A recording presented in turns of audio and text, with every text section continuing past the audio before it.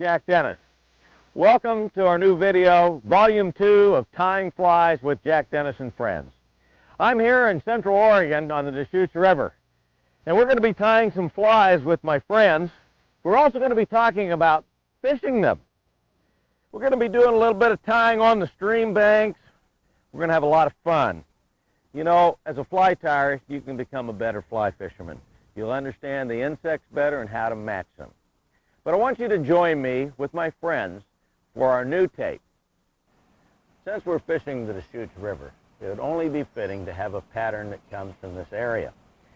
And I have the local expert right here. It's going to tie a terrific Deschutes pattern for us. I've got John Moralio. I think I got it right. Now, it's Smoralio. Moralio. Better known as Smurf, right? That's right. Right. That's a lot easier. A lot easier. John Smurf. So, John, you have a tackle shop here, right, on the river. Deschutes River Anglers? Deschutes Canyon Fly Shop. Ah, Deschutes Canyon Fly Shop. I had it right off the bat. But let me tell you, a beautiful shop here on the Deschutes, and I'll tell you, one of the best selection of flies I've ever seen in a fishing shop. And he has a local pattern that's a blue-wing olive imitation. Right. It's a little blue-wing olive emerger. Betis or Betis or... Betis. However you want to pronounce it. Whatever you want to pronounce it. But I'll tell you, that's a hatch that comes out almost everywhere in the spring and then again in the fall. It's a very important part of our fly fishing. And we're going to have John tie it for us. So take it away, John. The bench is yours. Thank you.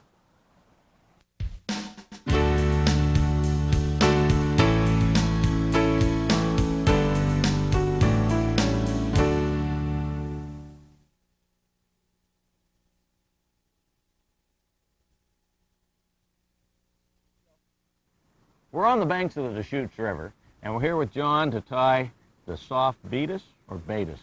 Betis soft. Betis soft, or the Smurf Special. Smurf Special, whatever you like. Beautiful fly. It's just lots of fish. It's a great little fly, and the beauty of it is its simplicity. And as you know, most Betis or blue-wing olive nymphs are very, very, very slender. So we're going to tie a very slender body, and now, before we get started, I want you to use one of these new 9300 Tiemco hooks, brand new, beautiful nymph hook. Happen to have one right here in my vise. Yes. Okay, good. All right. Good. And what sizes would you tie this fly in, John?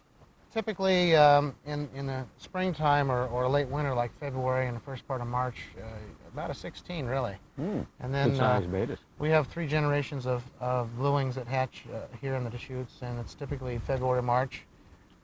June, the first part of July, and the latter part of September into October. All right.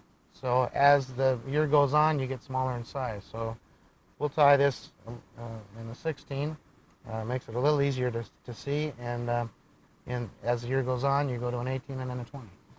I noticed that you're using olive thread. Yeah, I like to try to blend the thread in with the pattern because the dubbing in the thorax area that we're going to use is going to be sort of a dark olive tone. And it's not going to be much. Remember, the Betises are swimmers, and they're very, very slender in their profile. All right. So I like to, because we're imitating an emerger, the tail I like to use, or the trailing shuck, is just the single spooled strand antron. And I like a couple, 3 or 4 different colors. Rust or a brown coloration, even a light rust color like this is a good trailing shuck color. You can always substitute it for a cream or even a dark olive. Just depends on what your Betises do in the river that you're fishing. I prefer Antron over Zelon. Well, Zelon would certainly be a good substitute, and I would encourage anybody to use a suitable substitute in this pattern. I mean, But if you had your choice, would you go with the Antron? Yeah, the Antron it reflects light real well, and it seems to have it stays on a narrow profile a little bit better. Okay, well, continue here. Okay. So I'm going to make this a little bit more sparse. I'm going to pull some of these fibers out because, again, we're dealing with a fly that's extremely small. And once I get it sort of wispy and thin, then I'll attach it to the hook. But the first thing I got to do, of course, is attach my tying thread, get that started. Okay. I'm going to come in here And I'm going to pre-trim this so I don't have to do it twice. Just in behind where the thorax would be. And I'm going to come in and tie in that piece of material right above where the barb would be. I tie barbless, I fish barbless, I do everything barbless, regardless of regulations. It's just easier on the fish. I want the shuck about the length of the body. Remember, it's getting rid of its exoskeleton, and that's going to be about the same length of the body, so you want to match that length. So that's going to be about so, and there's your trailing shuck. Simple as that. The body is kind of fun. I'm going to take some crystal flash. Now you can use this in one color or you can combine two colors. Again, depends on the coloration of the particular mayfly blueing olive in your river. Ours on the Deschutes are a little bit darker, so I'm going to take an olive or a peacock colored crystal flash, and I'm going to mix it with the black crystal flash, and that's quite simply achieved by taking one strand. All we're going to do is take one strand of each color. And this one is like so. Separate the materials. And we're going to attach that. We're going to drape it over the tying thread. And we can lasso that around. And then tie in that piece right at the tail. And wind forward. Just behind where the thorax is going to be. And all we're going to do is we're going to take this material and we're going to twist it. And you can just twist it with your fingers. If you want to use hackle pliers to twist, you can do that also. We're just going to twist this up nice and tight. We're going to use hackle pliers to grab a hold of it so it stays wrapped tightly. And then we're going to wrap slowly toward the front of the fly, the thorax area. Okay. And this is going to give you a very dark, iridescent body and very, very small diameter. You got to try to match the shape. We've talked about size and matching the size of the bug. You also want to kind of match the shape of the bug too. It's a very crucial part of the fly, of any fly. So we get this sort of look. All right. Now we just simply tie that off.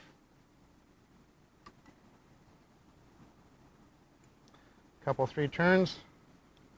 Come in there and trim that off. And we're ready to dub the thorax. I'm going to dub the thorax area now, and how I'm going to do that is with some fine dubbing. Typically you want to use an olive or a dark olive, and you can achieve a dark olive if you have a medium olive and you can blend it with a black olive, a black dubbing. This dispenser makes it easy to just take a little bit, which is all you need. I'm going to take a pinch and I'm going to come over next door. I'm going to open my fingers a little bit and grab the next pinch, and I've got them right in my hands right there. That's going to make it really easy to blend the two together, and you got a pretty even mix of both colors. I like to moisten my fingers a little bit and grab a hold of those, and I'm just going to come underneath my pre-waxed tying thread, which also is in an olive color, and I'm going to dub that right on, and I'm not going to use it very much. And very sparse. Very, very sparse. It's very crucial. Okay, I'm going to slide that dubbing noodle up right to the thorax, and we're going to build up a little bit of a thorax. And you want to wrap it, basically you want to wrap it into a little ball. And that's going to be a nice little backstop, if you will, for the soft hackle that we're going to put on there. Now there's a couple of different soft hackles you can use. I prefer the breast of quail. Those feathers are just ideal for this pattern. Another really good one would be starling, and good substitutes would be a darker partridge. It's something you can easily get partridge. Yeah, this is readily available, but you want to, it's Good excuse to go hunting, though, quail hunting. Sure. With quail, I mean, yeah. And another good one would be grouse to substitute with that. So, use your imagination, but I think you'll find that the smaller the stuff that you're tying with, the quail and the starling, is going to be a little bit easier to achieve those real small, fine, sparse hackles. I think you'll find that you want to try to sort through and get something pretty sparse and fairly dark. And that looks good. This one will work right here. Okay. And to prepare this, now there's a couple of ways you can tie this in. You can tie it in by the lower section down here at the base, or you can tease the fibers back and tie it in from the tips. I like tying partridge in from the tips. So I'm just going to tease this back a little bit. Once I get everything sort of divided here, you can see how that gets divided. Yep. And when I lay the feather down, the curve is going to go over the top of the body, or if it's facing you, the curve is going to be going away from you. So you lay it right up against it like so. Yep. That's good. Take a loose wrap, lay it in there like so. Now you can let this bobbin hang down a little bit, and you can just adjust the position of that where you want it. What I also like to do is I'm going to take another turn or two, and I'm going to fold this back out of the way. And then a couple more turns, and cinch that down. Now you don't have fibers teasing over the eye of the fly, which sometimes can be a real pain to get out of the way when you're finishing up a fly. Okay, now you can tie this just a couple of turns, pretty sparse. You can use your hackle pliers, which I'm going to use. And we're going to lift this up. And partridge is kind of fragile, so you want to be careful when you're teasing these fibers back. Just wet your fingers a little bit and just tease those fibers back, because remember, we're tying a wet fly. This is an emerger. I'm going to wrap the thread forward a couple times. We're going to go down here. We're going to make just a couple of turns with this. That's one, and that's two. And I'm going to come in here and tie that off. I'm going to wiggle my thread through the fibers there. This is a wonderful challenge, tying outside, because you've got the natural elements to challenge your abilities. And then just hold a little pressure on the tying thread, wiggle the stem, and it should pop off there. That way you don't have to risk the chance of cutting away the fibers accidentally with your scissors. Now you've got a few strands there you can just clean up there, and then pull your thread up and I want to point out. Clean this up. I want to point out what he's doing here for all you out there are beginning tiers. He's using his hands to guide his scissors, or his fingers here to guide his scissors there. It's a very good tip, rather than go in like that trying to freehand it. Yeah. And I use one stable thing to stabilize another. My vise is very stable, so I'm resting my tying hand with the thread, and then my cutting hand I rest on there, so you get stability. Yep. And there it is. I whip finish it a couple times, and I come in and snug that up. Now again, cutting, you can come in and just leave your scissors open a little bit. Come in here and just push forward. Lance it. It just lance it right off. Yep. And there it is. The bead is soft, and that's a deadly, deadly pattern. Let's take a look at this for a second. Right here, do they want to be conscious too of not getting a partridge or another one that comes clear back over here and changes the size of the fly? Exactly. That's a good point. Remember, these beatuses and these little blueing olives, as we call them, their legs are short, and you want to simulate that effect on the fly. I mean, you don't want. I mean, because a lot of times you get partridge here, and as very big. Jack points out, if you tie one of these standard ones on here, you're going to have fibers going way back here. Enough of this. I want to go fishing with it. We better try this thing out. Right. Perfect Baetis weather. It's a little bit cloudy now and about ready to go. Yeah, it's about that time. Let's do it.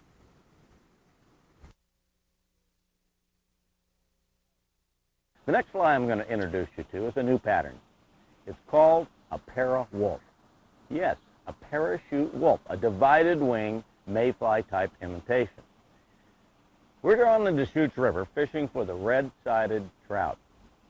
It's a unique species here, kind of a cross between a rainbow and a cutthroat. We're going to be fishing with our parachute wheel, and we're going to be tying it for you first. So let's go to the bench first and then on to the Deschutes after that.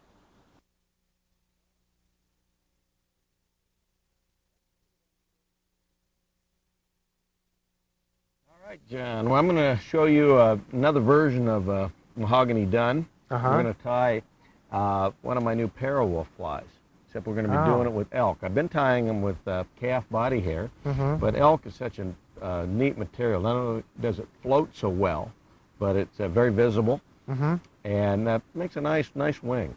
It works well for this type of technique. So I'll show you a little bit different technique. Yeah, I'm looking forward to it. So we're going to start off with laying a base of thread. We're using an 8/0 Gudebroid thread.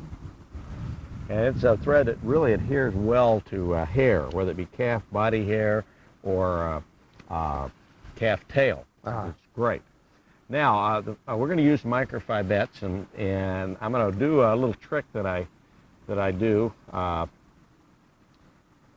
to divide the fibettes. We're going to do a little dubbing loop right here, and we're going to come to the fibettes. And I'm not into counting fibettes. I don't think the fish count, but it can be 4, 6, 8. You don't want to get too many because then you get a real big, it doesn't look like a mayfly tail, and that's what we're trying to do here. Exactly. When we're imitating the mahogany dun.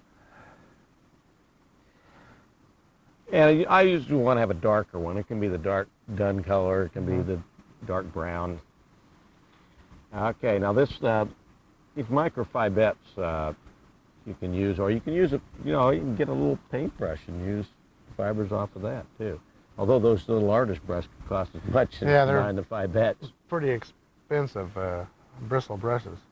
Okay, now we're gonna measure the length of the shank and go to the back, and I'm gonna go right along the bare hook and trim. Now this is how we keep our proportioning. This is dividing the hook in half, and then we do some loose wraps. Now at this point, this is where our body's going to end. Although this fly is going to be a thorax, it helps us position our wings, and I'll show you about that in just a second. Okay. Now what we're going to do then is take our thumbnail and divide it. Now what we're going to do is, what I usually do is pull these up at first, just like this. Just give it a nice little pull, and then take our thumbnail down, divide, and then run that through, and that will divide our tail. Well, that's certainly a simple solution to dividing tails. Now, at this point, we're halfway down the shank. We're going to take our thread and go another halfway, and that's going to give us 3/4 of the way down the shank, and that's where we're going to have our wing come up. We don't want to end up with our wing right here, so it's right against the eye. Otherwise, we won't have any room to tie our hackle off, and it'll misbalance the fly. Finding good elk hair is really important. I don't use the bleached elk hair for this. I want it fairly stiff, and it has nice black tips in the end. And always cut off more than I can use. And then I pull on the ends and try to get all the, sorry about that. Oh, no problem. It's windy here from time to time. And I'm going to prepare it before I put it in the stacker. And I'm going to look up against, use the gape of the hook as a gauge on the hair. Actually, I can use just a tiny bit more. I'm very particular about this fly has to have strength is the key to this fly, wing strength. There we go. Now we're going to take it in our stacker, and boy, on a windy day, stackers can be quite interesting. It's a challenge enough just to tie in the wind without the stackers. All right, we're going to really hammer that down. Grab it before the wind blows it out of our stacker, and we've got a nice even wing. You got to be quick. Yep, the quick and the sparse. The sparse. Not quick, you'll be very sparse. This is where a fly where sparseness is not the attribute that it was on your fly. Okay, at that point I'm going to go up against it. It looks pretty close. That gives us a good gauging about what we need. And we're going to come in and measure about the length of the shank. It's going to be a high wing, and you'll see why in a minute. We're going to tie it in. And what I did is a thread torque. I wrapped a lot of wraps, And then as more I wrapped, the tighter I got down on it. I kind of squeezed it down that way.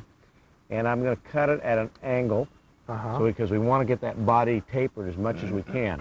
At this point, we're going to come in with the cement and drop a little of this Loon penetrating cement. It's really kind of a water-based cement, and it'll penetrate into the hair, and it won't add a lot of weight to it. Very, very light cement. Flexible, too. That's what I like. It remains very flexible. And at this point, I'm wrapping right through the cement, right through the base of the hair, and tying it in. So it looks like it absorbs in there real easily, too. Yeah, it does. And I don't worry about it gumming anything up. It's going to dry. It's going to dry very clear. And as we wrap forward, we're going to look and see where our base of thread is, and it looks pretty good. It looks like we've got it just right about where we want it. Now, at this point, what we're going to do is form a parachute base.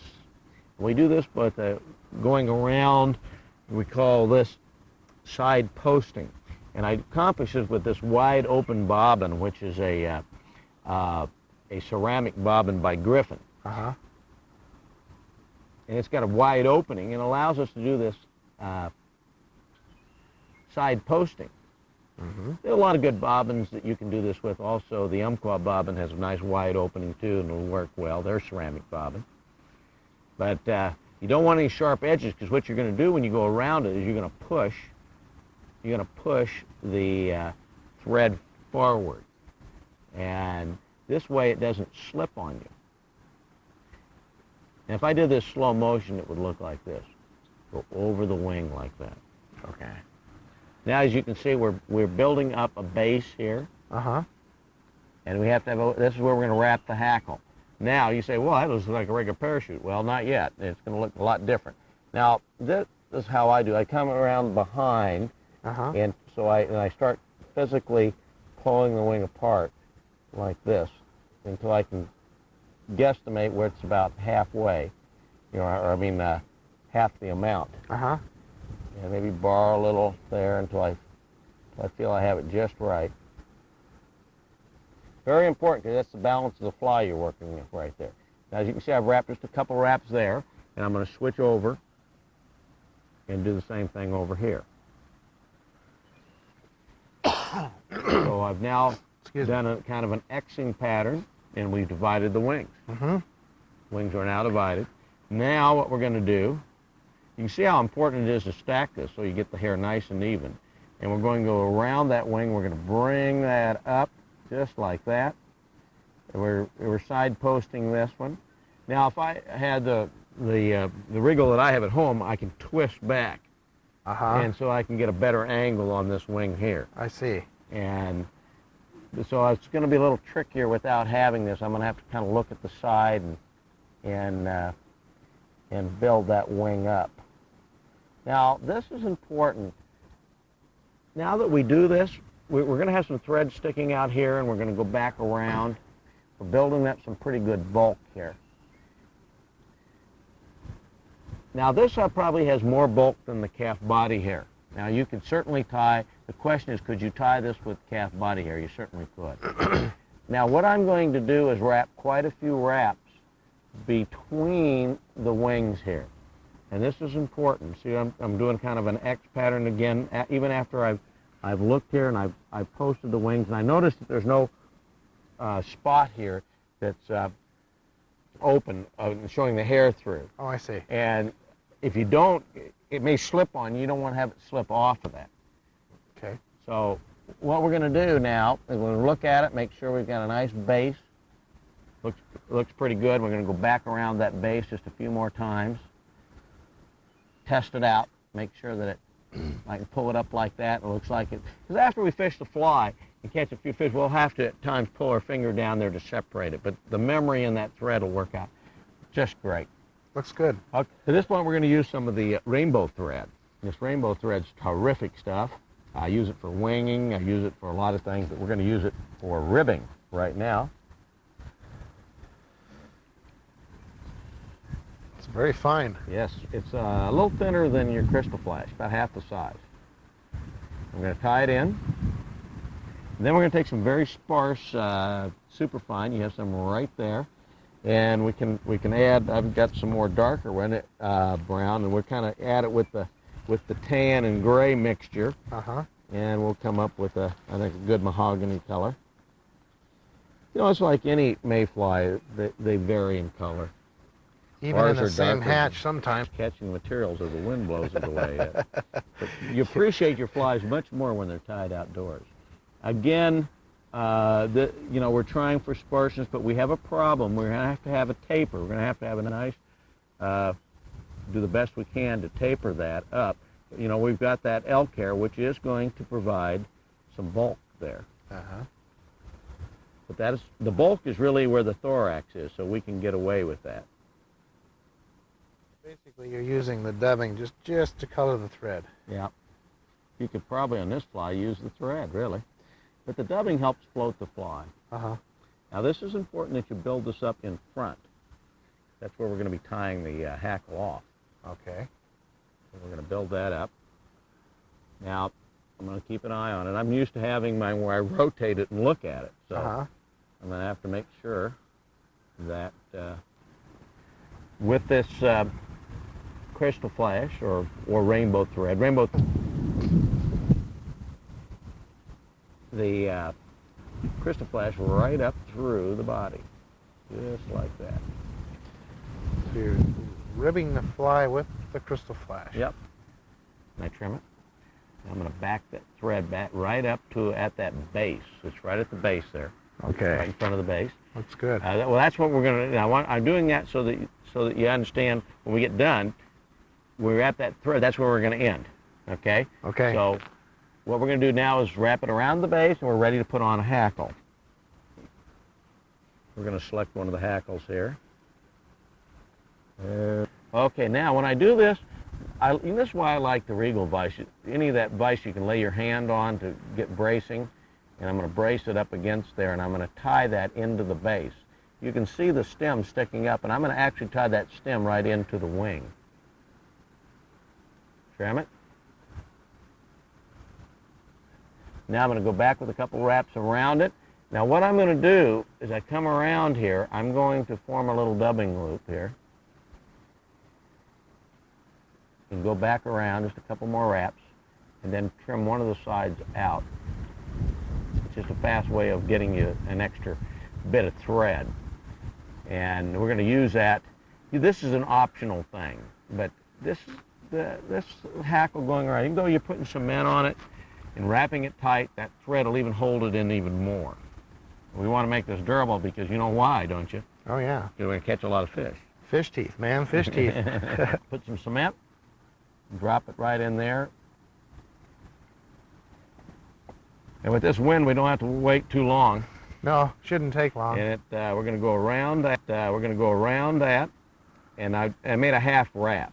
And that half wrap, hey, if you don't have a rotary hackle pliers for doing parachutes, this is the only way to fly. Now this thread here, we're going to use it. I'm going to back that up again and get it over here on our material clip. You got to get it. It's optional, the thread. This is not an absolute thing you have to have. Now what we're going to do is we're going to work up the base, and then we're going to work down the base so it goes back over the fibers. So it'll help it secure it. So we go up a little way, then we go back. Now, ideally, I like saddles for doing parachutes because they have a thinner stem, and then you can get it in tighter. The thicker the stem on the neck hackle. But when you get, and you can get saddle hackles all the way down to 20s now. It's so beautiful. And now you're talking about those new Metz micro barbs. Micro barbs, yeah. Boy, really nice for doing Very this kind of fine. thing. Okay, now at this point what we're going to do is we're going to tie the hackle off. Now my thread is right in front of the wing, right here. Yeah. And see what we're going to do is then we'll switch hands, pull it towards us. On the hackle plier, you can see the hooks moving, so we've got it in really tight. So what we're going to do is we're going to take and change hands. Okay, so we have the hand pulling on the hackle plier. You can see the hooks moving, so we've got it in really tight. And by doing that, we tie the hackle in, and we can then go pull it up and make several more wraps. And now we're going to use this thread, and we're going to pull it around and just take it right through. Now you could grab your hackle pliers too and do that if you wanted to, and then pull it down just like we tied the hackle off. Tie down the thread. That just gives you another way of making sure it's anchored in there. Kind of an insurance thread in there. Amazing. And it's a nice, neat little fly. I get my whip finish. I don't do it by hand like you do. I have a 43-year-old Thompson whip finisher that I use, and it does the job for me. Wonderful. And there's our little Parawolf mahogany dun, or parrot dun, as you may want to call it. That's really unique. That's a parachute pattern with a divided wing. And what are you going to see? You're going to see the wing first. Going to see the wing, and the parachute hackle is going to imitate the legs. Yep. Great fly. As you can see from that angle, it's just, you've got a nice profile. All right. Let's do her. Excellent fly. Let's try her out. I lost my... That's okay, I got it. Leave it. I'm out too far. There. Whoop, there he is. Nice job. Hey, nice one. All righty. Nothing like a little rainbow. Scrappy. Boy, they are. Nice job. 3 casts, first trout on the shoots. I'll tell you, they are very strong for their size. They're very strong. Oh! Now when you got 2 flies on, make sure to keep track of that other fly. Yeah, oh, hey, I fish 2 flies all the time. Oh boy. I got the scars to prove it. Ouch. She shoots red side with a mahogany thorax. You know what I do? I try to get the fly out first without the forceps. Absolutely. So you can get them back in the water. Whoa! There he goes. First red side, First red side, rainbow, and on the a first dry. fish on the... 3 casts. Yeah, that's all right. I want to get that one up there. There's 2 more waiting for you. Well, let's do it. All right. One of the next tires you're going to meet is Scott Sanchez, one of the most innovative tires here in the West today. Scott was on my first Jack Dennis and Friends video and did a wonderful video called Understanding Fly Tying Materials for me. If you haven't picked up this video, you'll find something in it for any tire. It's fabulous. And now, Scott, show us the Rangatiki rubber legs.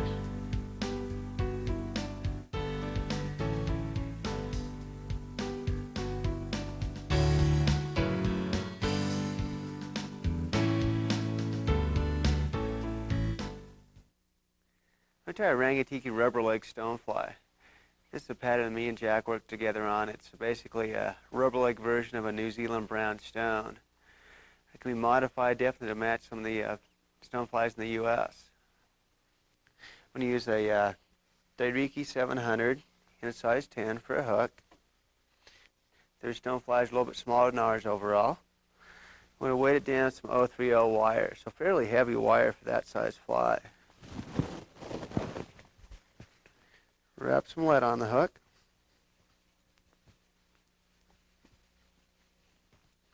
Break it off. It's important to leave a little space here behind the eye of the hook and a little bit before the bend. Here's my favorite nail polish head cement here. Put a little glue there.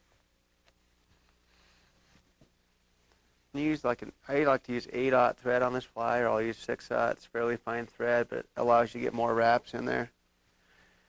Start my thread on the hook.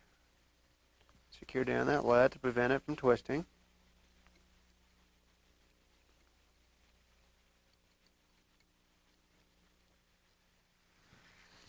Cut off the tag end. You can use some rubber leg material for antenna and legs on this fly as well as the tail. On this particular fly, we need some fine rubber. This is a square rubber leg. So we need to separate them. These are a little harder to separate than some of the other rubber leg materials, but they're a little tougher in smaller sizes. Just take your thumbnail, you stretch it and pinch it. You get some doubles, some singles, some triples. And take a doubled leg here.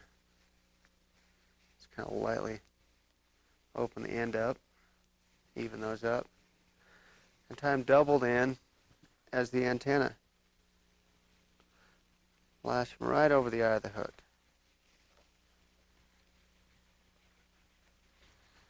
Cut off the back end. We're tying 3 sets of legs by figure eighting them in. So leg number 1 in there, about right where the lead starts. Make a little figure 8. Doesn't take a lot of tension to hold these down with this fine thread. Come back a little bit.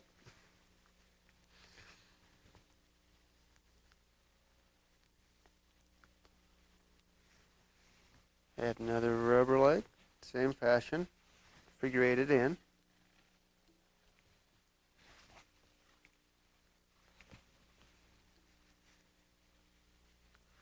Tying our third leg.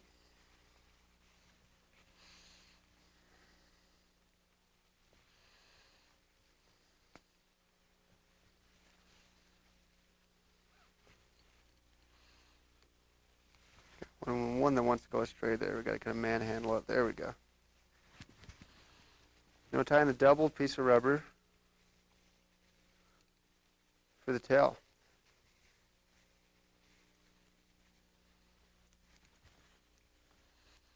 And secure it in right back here. And there again, don't separate. Those doubled legs. They're a little easier to deal with if they're not separated. Take a piece of copper wire here. Use my toenail clippers to cut it so I don't ruin my scissor tips. And secure that in right back here. Secure this down pretty well. If it pulls out, it's kind of a hassle to tie something else in again, so make sure it's in there pretty good. I use some kind of rusty brown dubbing. There's actually some scintilla, orangish brown is what they call it, but other synthetics like this or Angora goat will work well too. Put some of this on the thread to form the abdomen of the fly. Twist it on, get mean with it. You're not going to break the thread by twisting on dubbing. It's better to start out with a little dubbing and add more. You know, always make a little more of a taper to it that way, and it makes it a lot easier to adhere to the thread. We got that on there. Let's start wrapping the body.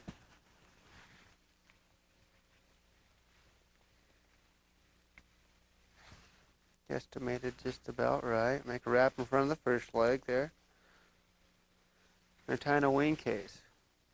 We use some turkey tail. Got a fairly wide strip.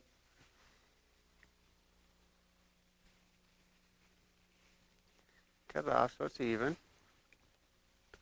Tie the stand in between the second and third legs.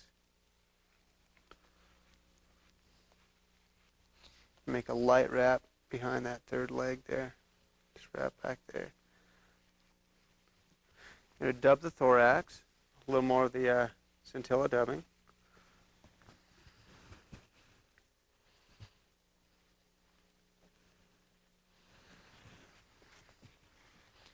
I'm going to build up this a little bit heavier than the abdomen.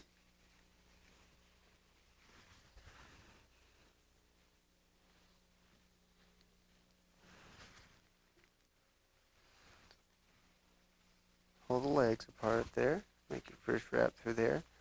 So we're making wraps between the first and second legs.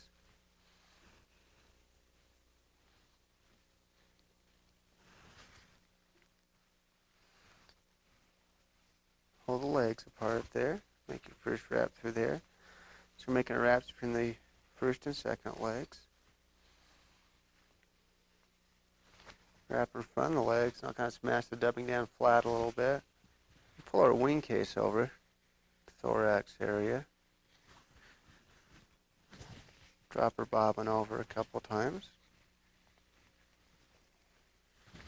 Fold up and snip it off. Hold it away from the rubber so you don't cut the rubber. Just use the very tips of your scissors. You can kind of smash it flat if you want. It kind of widens the wing case. Make a wrap underneath here. And wrap this copper wire. It's going to segment the body. It's also going to wrap it through the wing cases, which actually makes it look like you have multiple wing cases there, like you do on a real stonefly nymph. Just make a wrap and a half up by the head,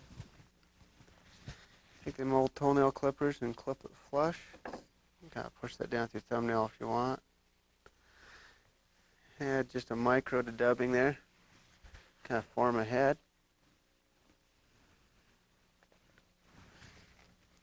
Hold the legs out of the way there. Makes it a little bit easier. And go for a whip finish.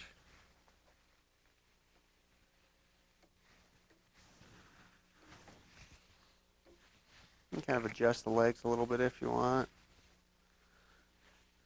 Separate the antenna.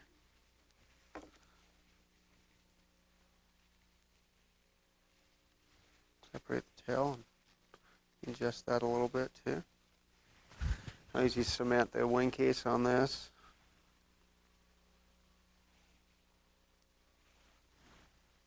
Smash that down. Take a bodkin or a dubbing teaser and just kind of pick out a little dubbing in the thorax to kind of make it a little wider and a little fuzzier.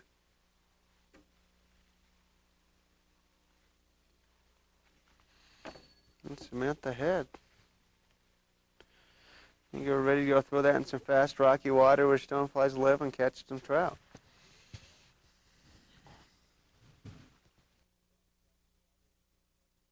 Here on the Deschutes River, in June it's caddis time and throughout the summer. One of the men that understands caddis about as well as anybody is my old friend Jay Buckner. And he's going to tie one of his caddis patterns for you. Take it away, Jay.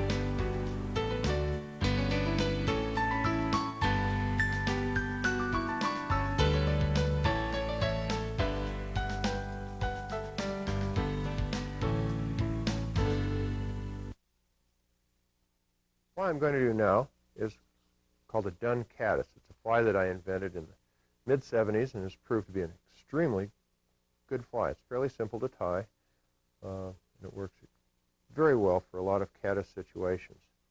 The key to the fly is some dun chicken feathers. Here's two here that I've selected for the wing. They're body feathers from a dun chicken, the things that we get our dun necks off of. And the Metz company sells them, and a lot of other companies sell them.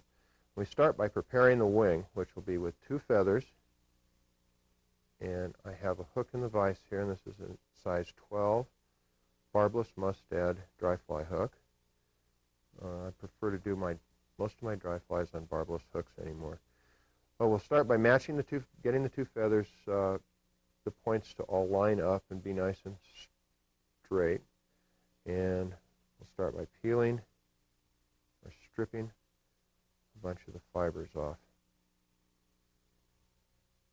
We'll get that much off and trim the ends. And now I'm going to measure the wing to fit the hook. And I'm going to, and that's still a little too long, I'm going to trim the feather down so that the overall length of this feather is just about the length of the hook. From the eye to the bend, the end bend of the hook. Just trim just a tiny bit more. This is the first step. And if you were going to do a group of these flies, or a number of them, more than just one, I generally sit down and I prepare a dozen wings and let them dry. Because to give them the shape that I want and to reinforce them, I'm going to measure the right length, take these two feathers and coat them with a flexible head cement. In this case, it's Dave's Flex Cement. We'll put a thin coating on this side, put a thin coating on this side.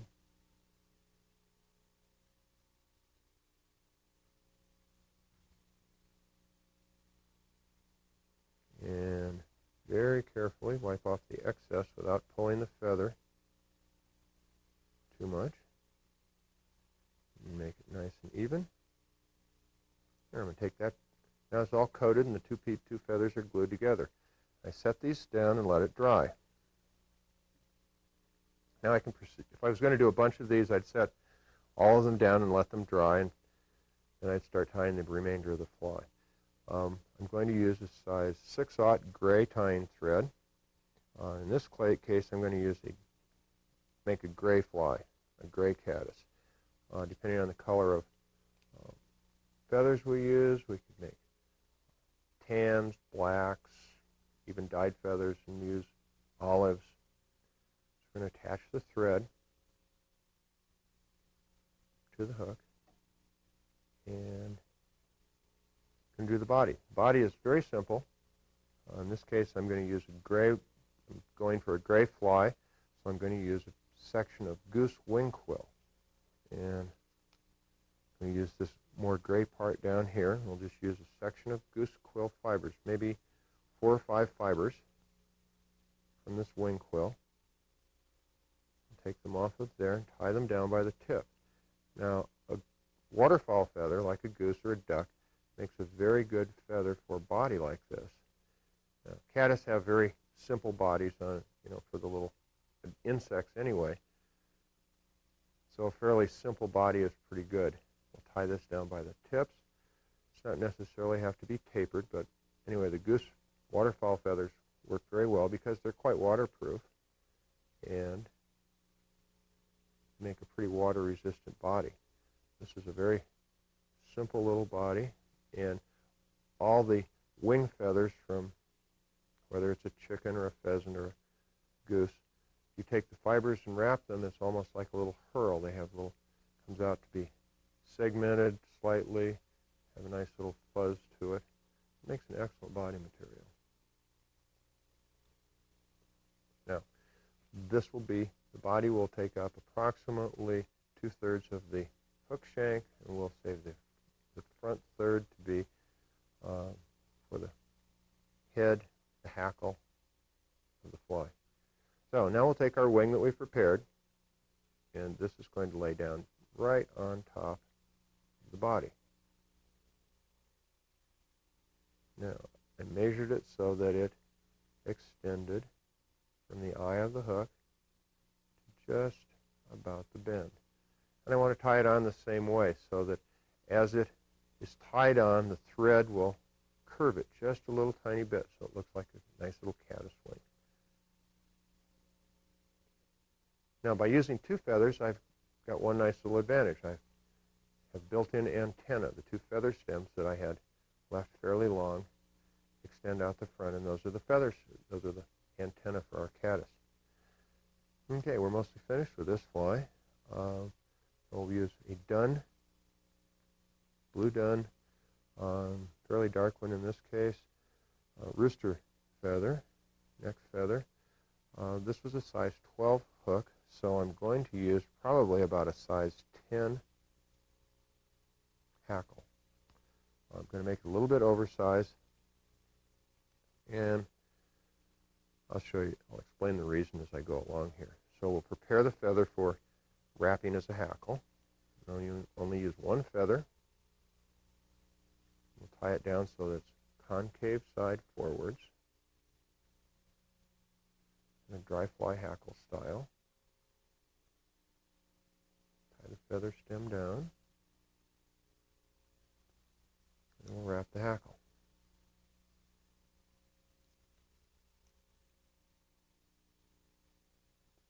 Now, this is not designed to be a heavily hackled fly like a royal wolf. It's a relatively sparse fly. The best use for this particular fly, it's a fairly low profile, low riding dry fly. It works pretty well for as a caddis dry fly, but it seems to work its very best for spent caddis. This is an overlooked evening phenomenon, frequently evening anyway. Just as mayfly spinners were overlooked for many years, spent caddis are overlooked by most fishermen. When the fish are interested in a spent caddis, many times they won't look at another type of fly. They're going to take a spent caddis or nothing. So this fly fits a niche that can be very valuable to most fishermen. Certainly can be to me anyway, in lots of situations where I run into evening rising fish. finish that. Okay, now we're going to trim the hackle. The reason I did it oversized was so that it can be trimmed. On a spent caddis, we don't have any wings sticking up, anything sticking up or wings, so we're going to trim the top of the hackle. It doesn't do anything for our flotation. And I want it to be a low riding fly. So to make it a low riding fly, if I leave the hackle, as I said, larger than normal size, it's going to make it sit up in the water. And I don't want it to do that. I want it to lay low. So I'll go right to the hook point with my scissors and trim right across the hackle.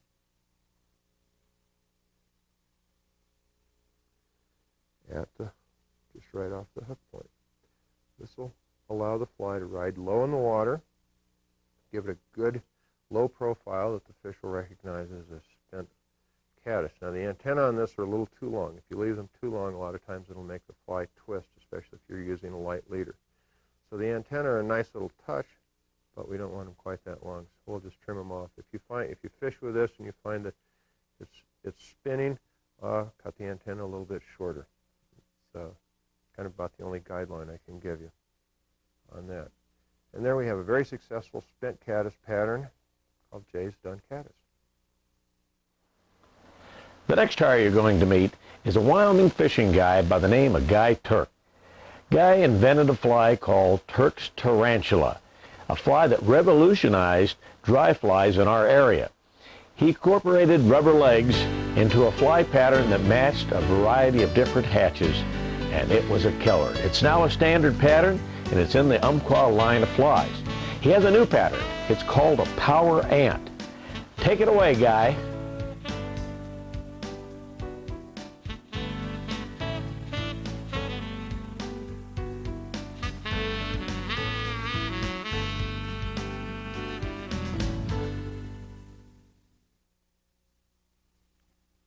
Okay, I'm going to show you how to tie what I call the power ant.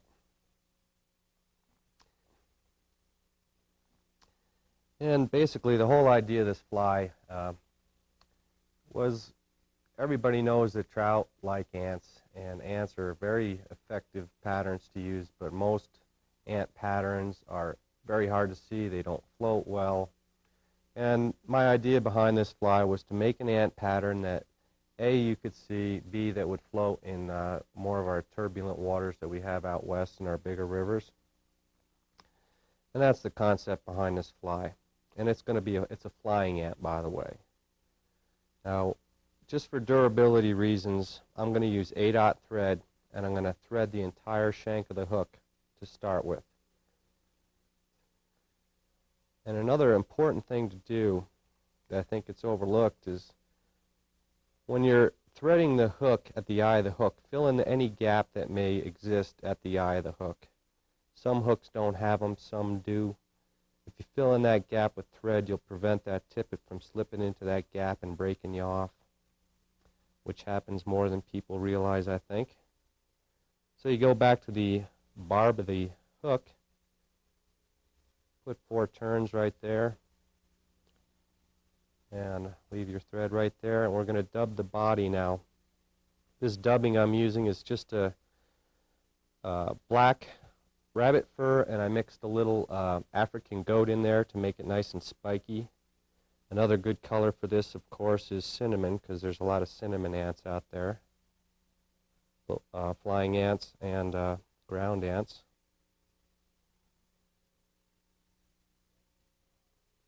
And when you're dubbing this body, the back segment of an ant is pretty fat, and it's skinnier towards the back, and as you move forward towards the head of the ant, that rear segment gets thicker and fatter. So when you're dubbing it, you want to try and get as close to that shape as you possibly can, because it's going to make a big difference in the effectiveness of the fly.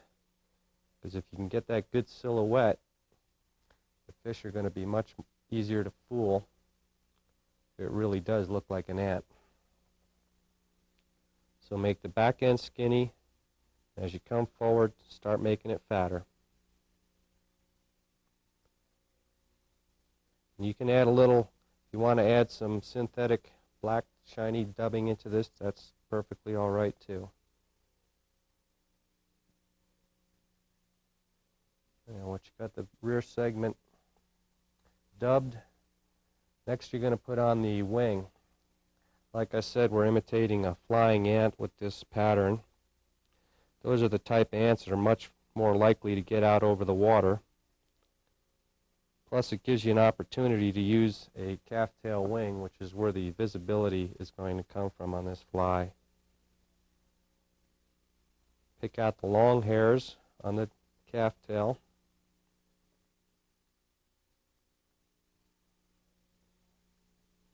And comb out the butt section.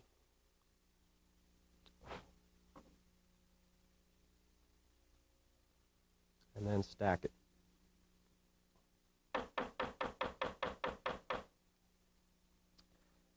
Now on a real flying ant, the wing extends beyond the rear segment of the ant's body.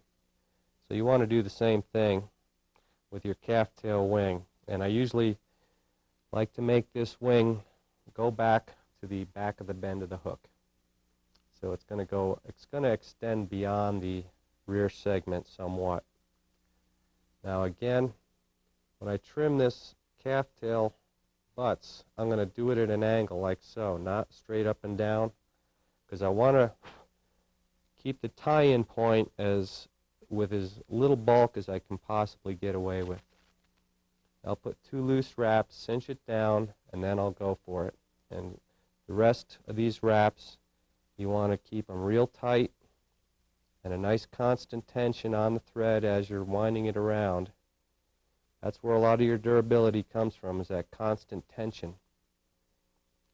Leaving the thread at the base of the wing. Now, next we're going to tie in the rubber legs. And I like to keep my rubber legs rather long when I'm tying. Just makes them easier to work with.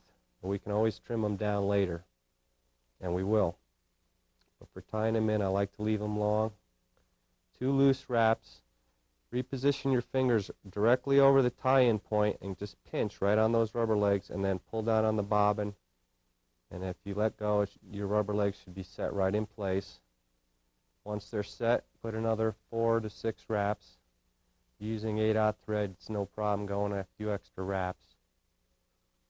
Now take the thread and put it behind the rubber legs, again at the base of the wing.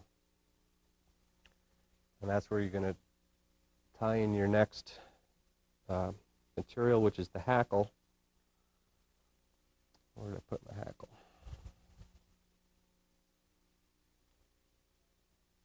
I like to use saddle hackle for this for 2 reasons. You don't have a lot of room at this tie-in point, and saddle hackle has a much thinner stem, and it's much more flexible, much easier to work with than neck hackle. And as long as it's in the sizes you need, there's no reason not to use saddle hackle. You got to kind of work your thread around the rubber legs while you're tying this in. 2 loose wraps. Cinch it down. Now it's set, and I'll go another 4 wraps or so, working around the rubber legs, keeping a constant tension on the thread. Even though I'm working it around, I'm still keeping tension on the thread at all times. Now, I've got the hackle tied in, and I'm going to start to work the thread. Now I'm going to go right between the rubber legs, and I still have that hackle stem down there, down below, if you can see it, and I'm still lashing it down. Two turns between the rubber legs. Now I'm going to go in front of the rubber legs. And at this point, I'll trim off the stem of the hackle. Now it's time to wrap the hackle forward. First I'm going to do 2 wraps behind the rubber legs. You just got to kind of work it through there. Now I'm going to go 2 wraps between the rubber legs.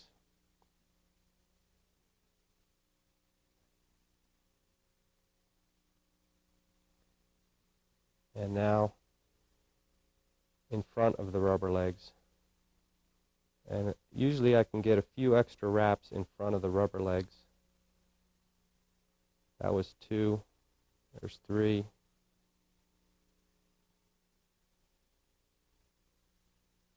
These rubber legs are going to want to get in your way. You just got to work around them.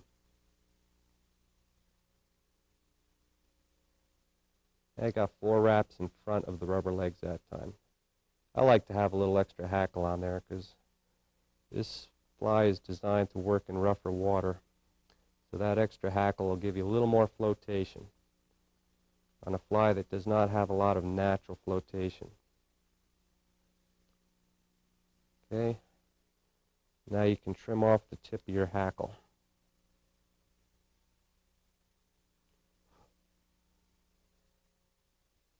And all that's left to do now is dub a head. The head of an ant is absolutely smaller than the rear segment of the ant, so you want to keep that in mind. It's a little rounder too. So you can just kind of put a smaller round ball. But still, you still want to keep it as distinct an ant shape as you possibly can. I really believe that trout look for ants, and I think the more ant-like it looks, from the trout's perspective, that being the silhouette, the better off you're going to be. But just a little more on and be finished up.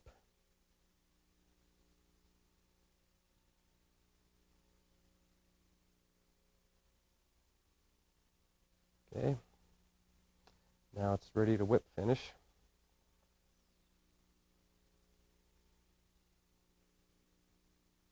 I like to double up on my whip finishes because I don't like to use lacquer. Now, the length of the rubber legs is something that's up to debate, personal preference. I like them fairly long. I pull them all up, trim them all at once. Now they're all the same length. And that's your finished fly.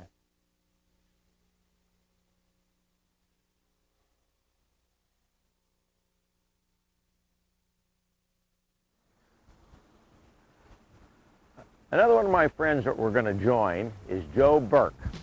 He hails from Wisconsin originally. Now he lives in Jackson Hole, and he was the editor of Tying Flies with Jack Dennis and Friends. But he is a wonderful fly tyer. He's got some special patterns that he's going to share with us.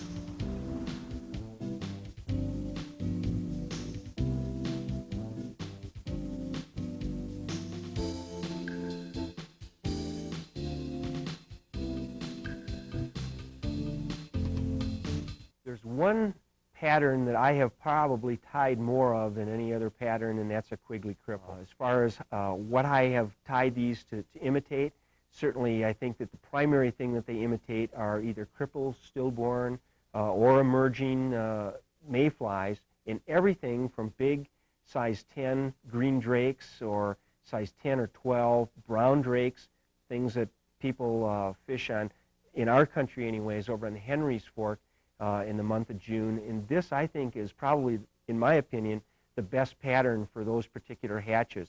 But what I fish most for them, and most of the hatches that I do see, are the pale morning duns through a good portion of our summer here. Also, the mahogany dun, the Paraleptophlebia, a number of places that's a brownish color, or getting its name mahogany dun. But it works also if you just change the sizes a little bit, change the colors a little bit. They'll work very, very well for blue-winged olives, in the tiny ones, even for the little tricos. Again, I think that you can do so many different things with this pattern, and I'll show you a bunch of them, but it just fishes so well. It even does well to imitate, for me anyways, it has, when there are midge hatches, be it in the Wind Rivers, where you'll get some very large midges on a lot of the lakes, a lot of high-altitude lakes other than the Wind Rivers, probably even in California you'll see this. It has worked well in the wintertime on the Madison River, when it will get warm enough that you get a good midge hatch, and as the sun starts to go down and the midges start to clump up a little bit. A lot of versatility with this fly. This I'll tie that would be a pale morning dun. Okay, let's just attach the thread, and I'm going to use an 8/0 thread. I usually attach it right about where the thorax is going to be, and then we'll go back just above the barb of the hook, come up to about the mid-shank. And for this, I like to use a brown hackle. You don't have to use your very best hackles. Bigger one in the middle will work just fine. And what I'm going to try to get off of this are just to peel back some of the barbels. And if you wonder how many to take, about like so. You can see that's notched out of there, which is probably too many. Peel just a few of them out of there. Don't worry about the length, okay? I think that this is important for the proportion of your fly. I go back up to where about the thorax will be. That way I'll have an even thickness. And when I said don't worry about the length of the barbels, of how far they stick out in the back. Now, if you notice, if I really torque down, they're going to flare. For this, I generally don't want it to flare, so I'm not going to put tight wraps to the back. I want it to be more like a tube, and I'll show you what I mean. And I'm just going to take, it did flare a little tiny bit, but I'm not going to worry about that. Just take your scissors and just clip the end. If you're ever in a stream and you see the little mayflies coming down, you're casting upstream, and they come down in these big pulses, you will see some of the bugs that are emerging. Sometimes you get your waders just covered with these things. And take a look at some of them, and you'll see that they do have this little tube-like shuck or exuvia that they're coming out of. And I think that that's probably what this imitates. And then I'm just going to use this thread to create and try to make some even wraps to create the thorax, or the abdomen, excuse me. And if you notice, most all the little mayflies you see have a very, very slight little abdomen on them. And then I'm going to maybe go back through there one more time.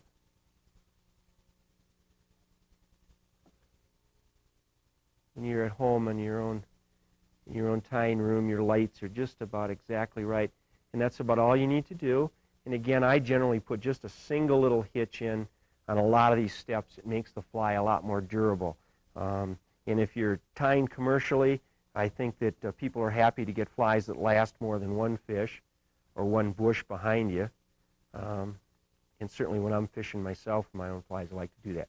Just going to use a little wax and the thread because this is going to be a dry fly. And I had taken out some dubbing. There's a number of different sources. Umpqua has some very nice, very, very fine dubbing material, and just pull off little tiny bits that maybe is even a little more than I need, or that'll be just about right for size 16. And then the last dub just up to the same direction anyways, instead of twisting two directions. And what I do for the ball is I try to just use my fingers like so. And this is the thorax. Just to do about like so, okay? That looks about right. If you want a fatter one, you can make a fatter one, or if you want one that's that thin, which I prefer that size, then I'll do it. Now you can use natural deer hair. You can use Texas whitetail.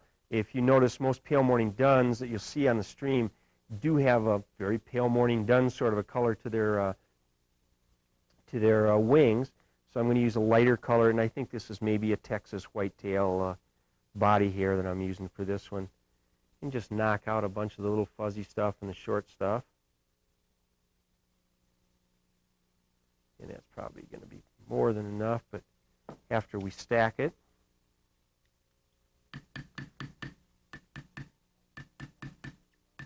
A lot of times my dog will start barking when I start doing this, thinking there's somebody at the door. Again, I do have plenty in there. Just put it up to the light. Grab the tips and you pull the short ones out. You see Jack do this. He doesn't use a stacker a lot of times. He'll do it with his fingers. I'm not that good.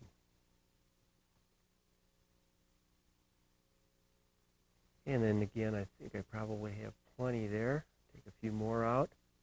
The more of these you tie, just like any flies, the better you get with it. And just going to put the tips forward.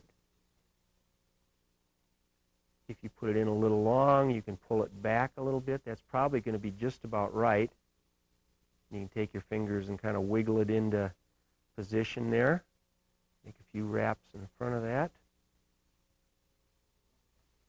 Then I'm going to pick these butts up and just clip them like so. And that's going to be the wing case that's breaking on a fly, the mayfly, as it's starting to emerge.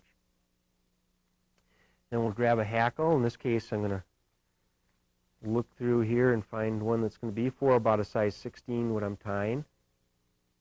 It's about a size 14. I've had some people that have asked when they'll see you tie, they'll say, well, you know, I can sometimes pick out the right one, but then I don't get enough practice that I can go back and get another one. As you go through here, if you're going to be tying half a dozen flies or so, and you want to pick out half a dozen, when you find one or two rows in your neck, kind of keep your fingers there and go back through and pick the other ones out. It'll save you a whole lot of time, and the consistency of your flies will be about the same.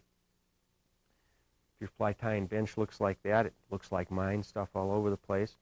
What I do, rather than peel back the hackles to expose the stem, is I like to cut it, and then I like to take my scissors and just leave some stubs out.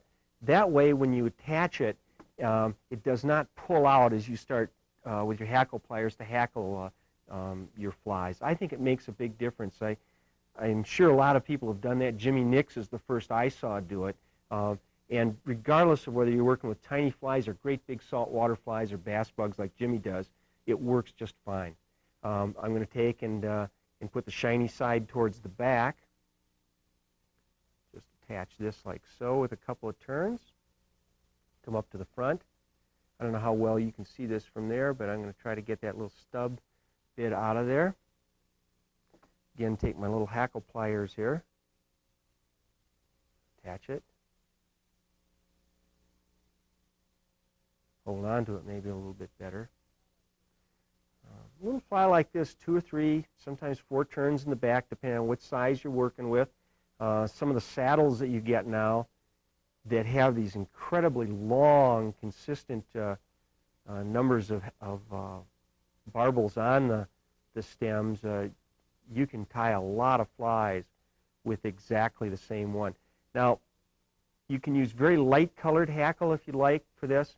And rather than cut this, I like to, after you've done it, just to pop it out like that.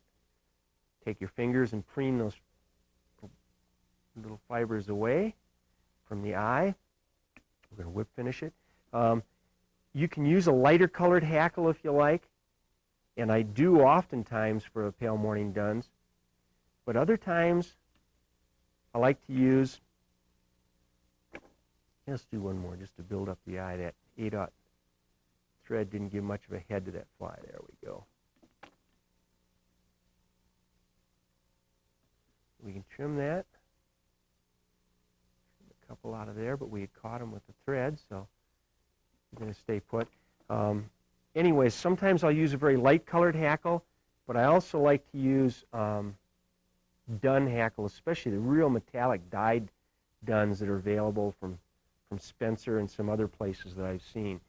There's not much appeal to them when you look at them in the fly shop, but if you look at them in the natural light, if you put it up to them, there's a real special sheen to them.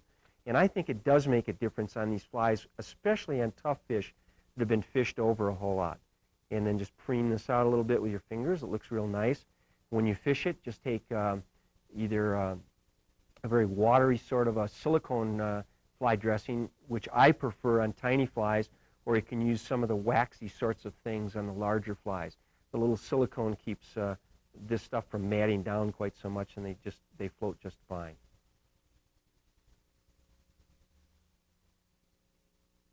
The next person you're going to meet, one you know very well if you've seen my videos, one of my closest friends, Gary LaFontaine, known as Mr. Caddis.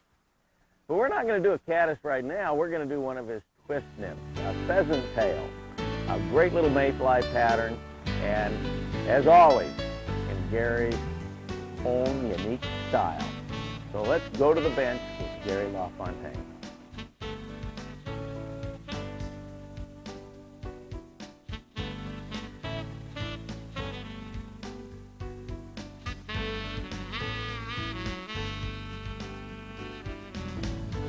going to be tying one of Gary's patterns here. This is called a twist nymph, but this is the, what, pheasant tail version? Pheasant tail version, the pheasant tail twist nymph. Well, that you mean just the Beta's pattern? It looks like a blue-winged olive, the nymph, and it looks like a nymph that's alive. Now, I want you to understand, now you're tying one of my patterns, so don't give me any lip, just do what you're told, okay? No lip. No lip. Well, no, All right. Well, we'll do the best we can here. All right, 2 pieces of pheasant tail for the Am I supposed to take my glasses off so I don't see it? So it'll be ugly enough. You're too Okay. good a tyer to actually be tying this. My flies have to be fairly ugly. All right, we're going to have a split tail of 2 pieces of pheasant tail. So you Okay. want to make your loop, your tail loop, Okay, we're going to make a little loop like that, you mean? right, and then you're going to split the tails. And they're not very long. They're about the gap of the hook. Okay. You want 2 of them, or do you want 2 of them. just 2 fibers? 2 fibers, and the gap, the tail's going to be the gap of the hook. So we're going to measure up here. Make sure you start at the bend of the hook. Don't run it up. Okay, now what's different about this fly? Does it look like a pheasant tail, just a normal pheasant tail nymph? Yeah, with the added attraction of antron. And you look at mayfly nymphs, they're alive, they have movement, they have translucency, they have the gills, the tails, the legs, all of that moving. And you don't want to have to imitate all those individual parts, you just want to get the essence of life. And we have a very special technique here that is going to give us that essence of life. Okay. All right. You now tie in the longest piece of pheasant tail herl that you can find. How much? 1 piece. 1? 1 piece. 1 fiber. Right, right. American tyers have this incredible fear of sparseness. And being a psychologist, I should know the name of the phobia, but I don't. Doesn't take much to make a great fly. One piece. Now, You we're worried got that it. we don't have enough of anything for phobia. That's why we have 3 cars. Right. Okay, tie that in by 10 the fishing base. rods. You want it on the tip? Nope, I want you tied in by the base. By the base. Okay. Never by the tip on a twist because it'll break it. Whether you're using peacock All right. herl or Good. ostrich herl, or in this case You pheasant want to tail tie herl. back into the tail. Right back to the tail. Yep. Get Okay. as much distance as you can. Okay. There we go. All right, now pull your thread down. I'm bringing the thread right back. Okay, to okay, the hold tail. it, Jack. I actually messed you up a little bit already. We don't want a black thread, and I'll explain why in a moment. We want a fairly light colored thread. A yellow would certainly be That's no great. problem. Real easy. Rather than redo all that, Okay, we'll just wrap it on, and just like that. Just sort of like if we broke our thread. right. Pretend like we broke our Okay, thread. now suddenly we got yellow thread. Okay, pull the yellow Then thread down. I gotta get this, those butt ends Okay. trimmed out. You're a lot more fussy. You need to be on my flies, you know. Sorry. Okay. Okay. Thread's at the back now. All right, pull the thread down. It's down. That's good. All right, now I want you to take BT's wax. BT's wax. Okay. It's right there, right in there. front of me. Yep. And what this is, a BT. very tacky wax. Right. Super tacky. Yeah, super tacky. And run it on the thread. Okay, good. You've gone farther than you have to. That's good, though. That's enough. See how clean that comes on the thread with no lumps? That's why Very, we use very it. nice. Right. You're now going to take yellow touch dubbing. Okay. What we're going to do is a technique called double magic. We're going to combine the magic of pheasant tail herl and the magic of antron. And this is the only technique to do that. To do it, you need to touch dub. You cannot dub any other way. Touch dubbing, it's very finely chopped antron yarn. Touch dubbing is not new. This has been explained in old English books back in the 17th century. Combining them is new. You're going to just use your tacky wax, and you touch to the thread. Your touch dubbing is going to be a little bit shorter than the piece of pheasant tail herl. It's not going to be longer than the pheasant tail herl, just a little bit shorter. And you pick off a few clumps. Now you see why we needed that light colored thread, because it's so sparse that you can see the thread through it. That's good. Don't touch your fingers to it. Okay, now make a dubbing loop. The dubbing loop has to be a little bit shorter than the piece of pheasant tail herl. Okay. All right, good. Now take the piece of pheasant tail herl, stick it inside the loop. Okay, perfect length. Now you want to grab all that. You can use a dubbing tool, a loop tool. You can use a hackle pliers. You have a rotating hackle pliers that grabbed it perfectly. Okay. Okay, get that, run your thread up to the front. Yeah. Halfway. All righty, halfway. Yeah, just to your abdomen. Okay, now twist. Keep twisting. Keep twisting till it's twisted all the way at top. Is it twisted all the way up? Not quite yet. Okay. It's getting there. Ooh, real nice. That looks great, Gary. That's the double magic. You get, all right, now we're and gonna wrap it. it's not a rib. You end up with the antron coming out, an aura around the pheasant tail hurl. You got it. Just wrap it. Now this is your abdomen, so wrap it about 3/4 of the way up.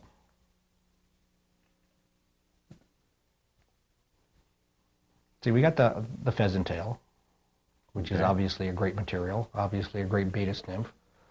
Okay, that's it now. Baetis nymphs are very simple, aren't they? Very slender. Yeah, it's a swimmer. Okay, now we're going to have to tie in a wing case, and for that we're going to use 6 pieces of pheasant tail hurl. Okay. Any length, because it's going to be fairly short. Okay. Tip or butt? Tie this in by the butt. Tie the pieces of hurl going backwards. Like this.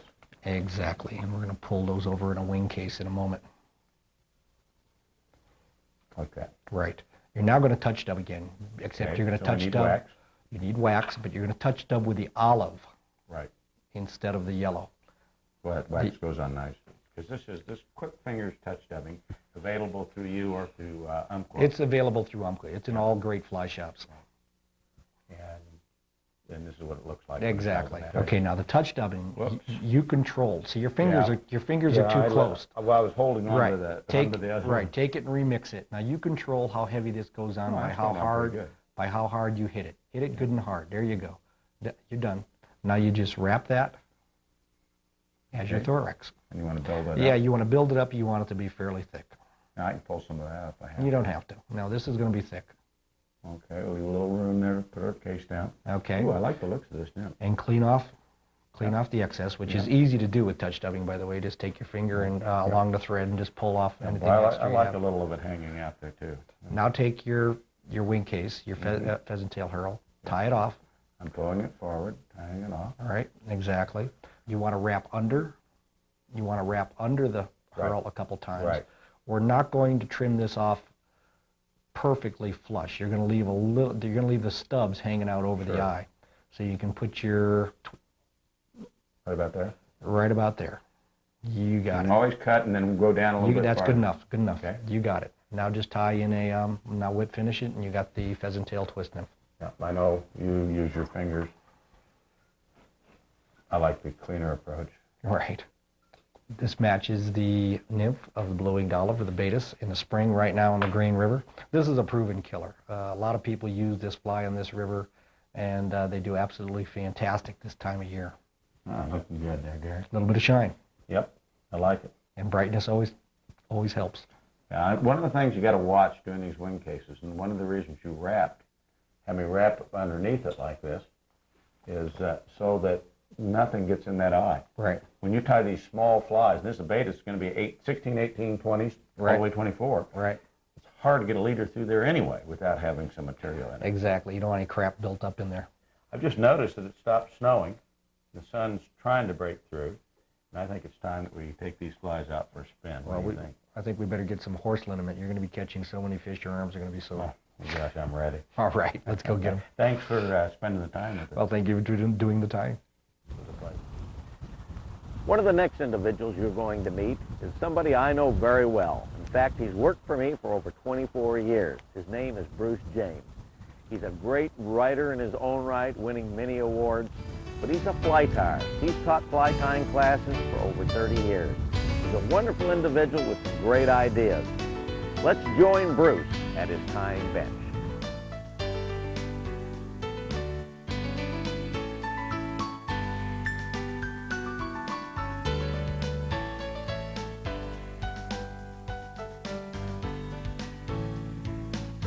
The idea for this fly came from the book, Tying Flies with Jack Dennis and Friends.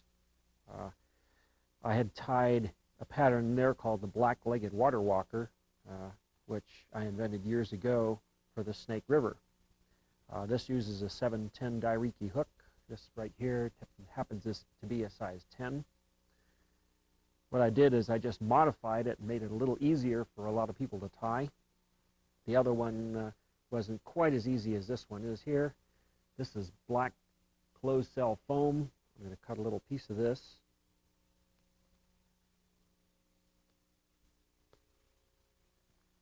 And we're going to trim this to kind of a rounded shape in the back.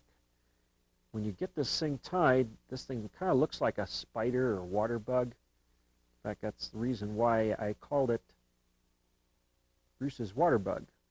Originally, we didn't call it that. I gave one of these things to a friend of mine who's a guide, and I said, "Here, try it on the river." He took it down in the salt. They loved it. It seemed to work really well. He called it Bad Bruce's bug. I didn't exactly like calling it that, so I decided that I was going to just call it Bruce's water bug, which seemed to be a little easier to remember for most people. See how I've trimmed this? It's kind of like a tapered, rounded shape back here. And we're going to take this and we're going to tie this in back in the back here.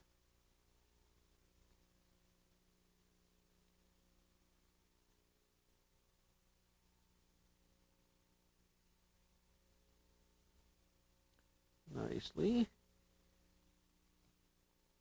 Now, if you were wanting to make this super durable, like you were tying it for the one fly contest, you might want to put a little bit of super glue or something like that underneath it. For most purposes, without glue, it'll still do all right. So we'll lick our fingers here and give it a little more traction in your fingers, and we'll put on some black dubbing up here. This particular dubbing is Fly Right. There's a number of them that you could use. Basically, it just kind of makes it so that the front part of the fly is a little narrower than the back. It also kind of helps on the flotation a little bit. This is pretty hard to sink this fly with all this foam on it. It stays afloat pretty well. And the calf tail wing, which we'll put on in a minute here, helps even more. Make a nice tapered front here. Nice and neat. Don't have to put too awfully much of this on. There we go. Next thing we're going to do is we're going to put on some calf tail. We'll wrap a few wraps of thread in front of the dubbing. By doing that, you've got a base to put the calf tail on. Calf tail is kind of an interesting material to work with. People have a lot of trouble with it, but it's actually not so bad once you get used to it. You have to realize that it's not always that easy to tie in, so it takes a little extra care. Some people will put it in the stacker. Most of the time what I'll do is I'll just go ahead and I'll hand stack it, which means you just even it up with your fingers. You may pull a few little hairs out here and there to make it nice and even. Hold it up against here, get an idea of how long it's going to be. You don't really want it to come out beyond the end of the fly in this particular pattern. Now that I've cut it, I'm just going to get some of this fuzz out of here. And I'm going to take a drop of head cement, and I'll put it right here on the thread. Now we can get to put it on the calf tail just a bit. It'll make it a lot easier to tie it in nice and firmly.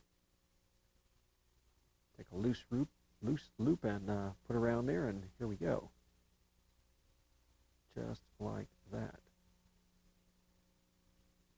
If you do it right, it should stand there quite nicely.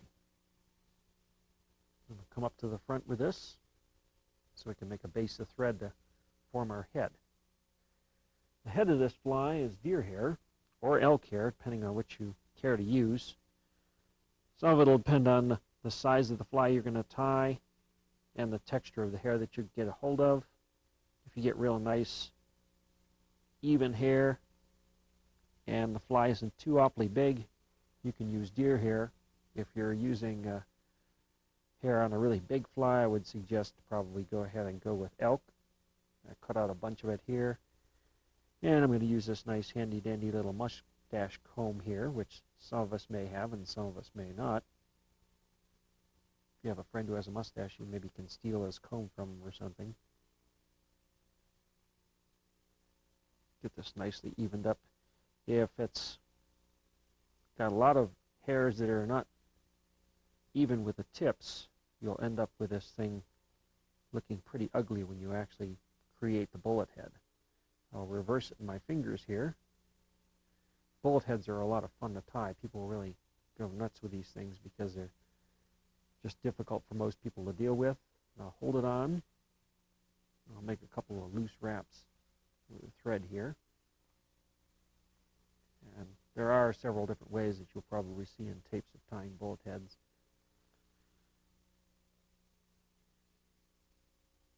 We'll tighten this up a little bit here. I'm going to go ahead and trim over this, trim some of the butts so I can cover it over with some thread. Make it a little neater here.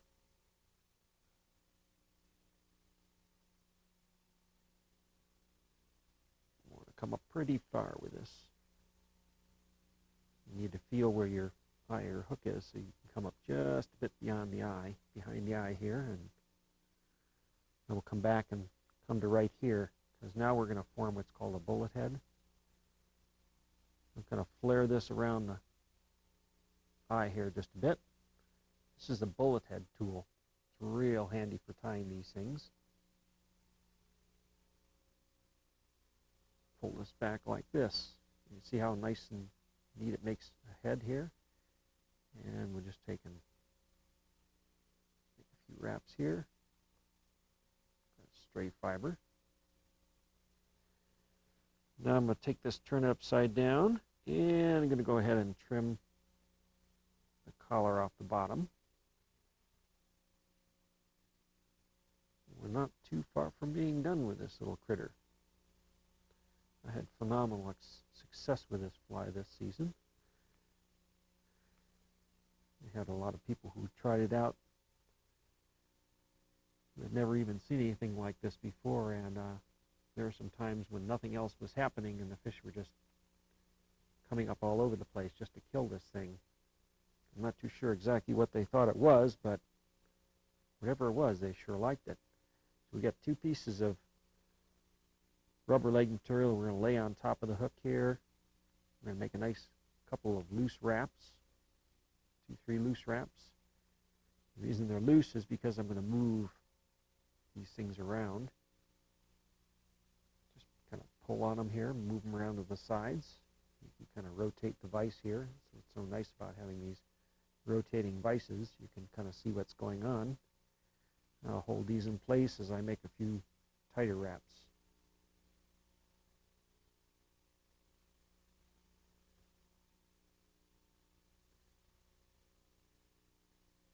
Now you can either half hitch or whip finish this, however you prefer to do.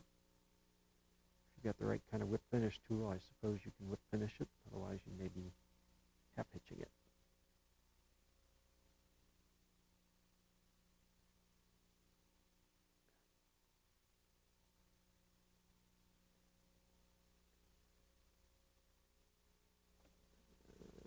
We're going to take now and trim these legs. Hold them both up here, trim them nice and even, hold them back in the back,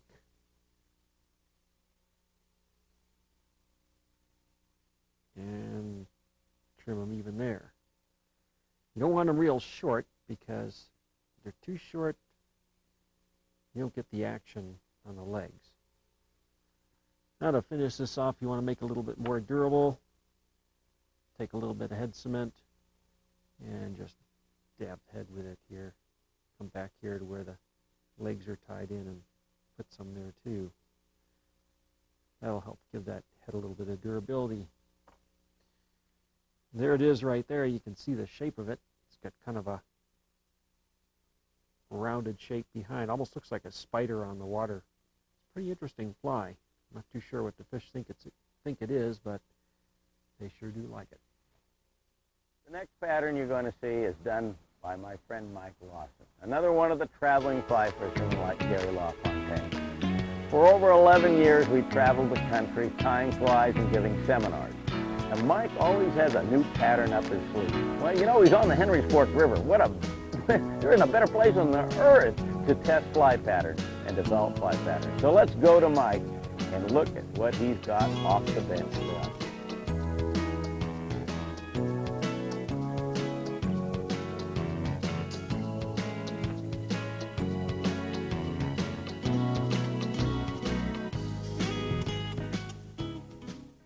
One of the most exciting fishing experiences I've had, and it's happened many times, is when a flight of flying ants comes out and gets deposited over the surface of a smooth flowing stream like the Henry's Fork, or even on the surface of a lake.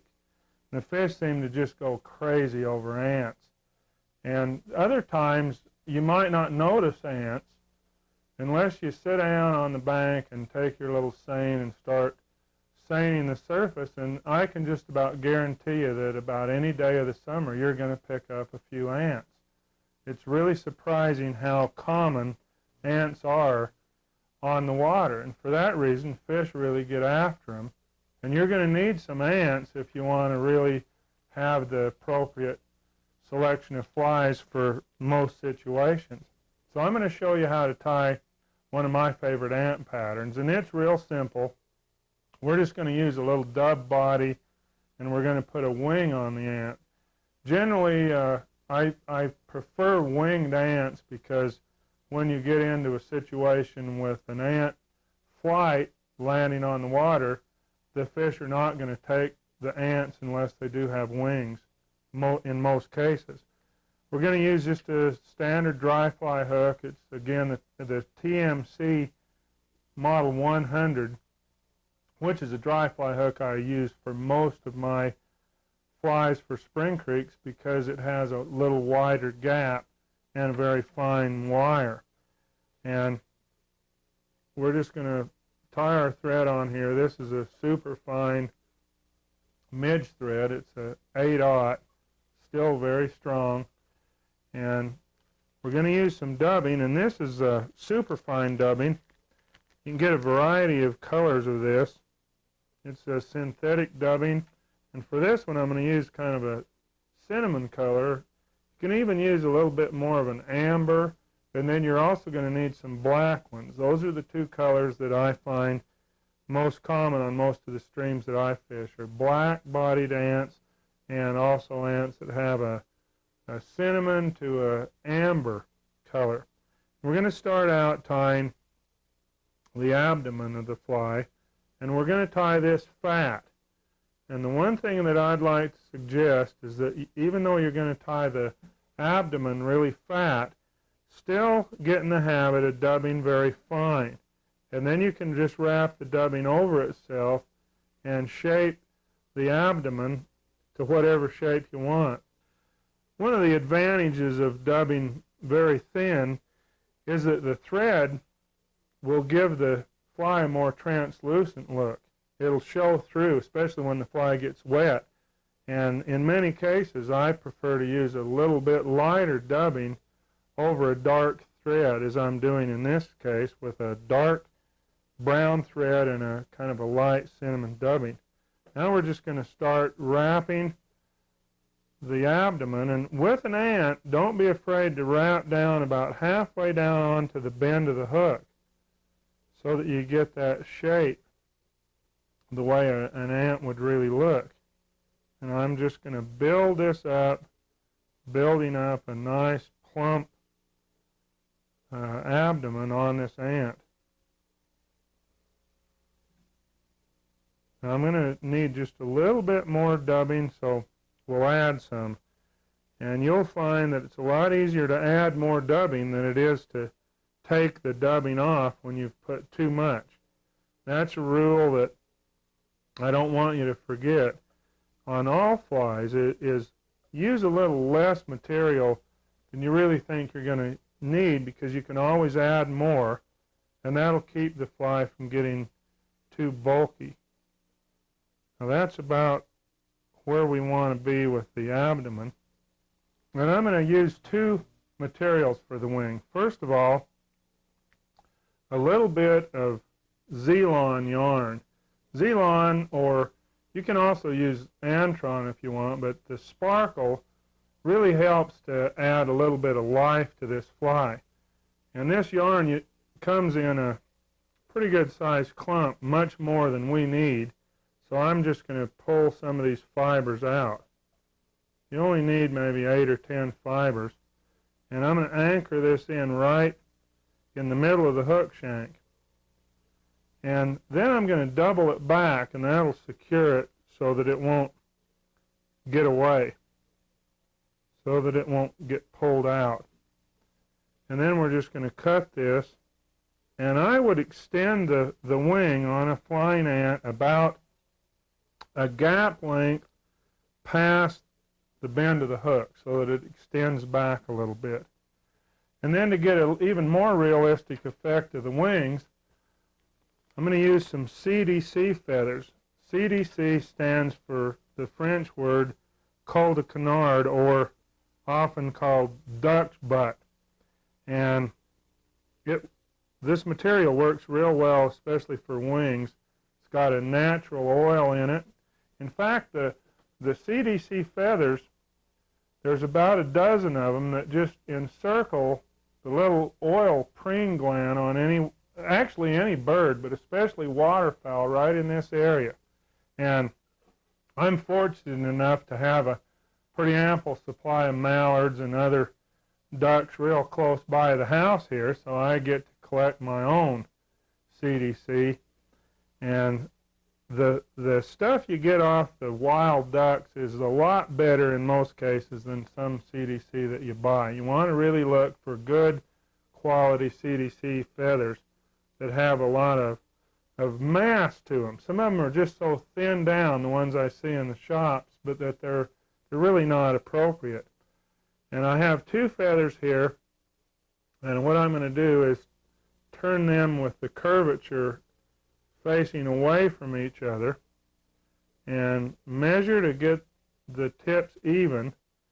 And the next thing I want to do is get as much of this material as I can, so I'm just going to stroke it forward and kind of bunch it up, and then lay it right over the underwing of Zelon, hold it in place, and then we'll tie it right on the top and just wrap it in there, and we've got our wing. Now that's a fairly long wing, but that's what you'll find is that the wing is pretty long on most of the flying ants. Just again, just about a gap length past the bend of the hook. We're going to put a hackle on here, and the hackle serves more of a purpose of giving the effect of legs and making it look a little more realistic rather than really floating the fly. This fly is designed to sit right down in the film, as are all terrestrials. Terrestrials, which we mean land-based insects, they're really not designed to float on water. And when they get in the water, get on the surface, they float right down in the surface. And that could be beetles, ants, hoppers, any of these terrestrial insects. You want to tie them so that they're going to sit right down in the film. And that's why you don't want to get too much hackle, just enough to kind of give the impression of legs. So we're only going to make 2 wraps of hackle. It's important to measure the hackle so that it's appropriate for the size of hook you're using. That's a mistake I frequently see on flies, is using hackle too big or too small for the size of the hook.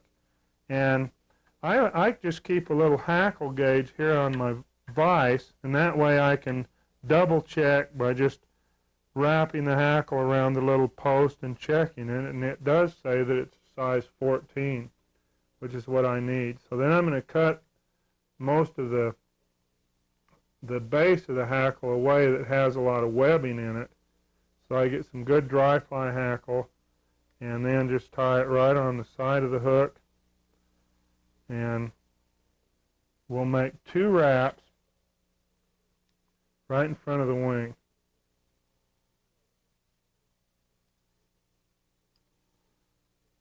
There's 1, And there's our second. That makes the fly look a little more like a real ant, but it's still nice and sparse. And if you're using really good hackle, like this is some very good stuff, you're going to have enough left over that I wouldn't be throwing it away. I'd use this and tie another ant with it. Once you get the hackle wrapped on, before you finish the fly, I like to put a little drop of head cement right at the base of the hackle so that it'll kind of flow under and help secure that hackle. So I'm going to put a little drop of head cement in there.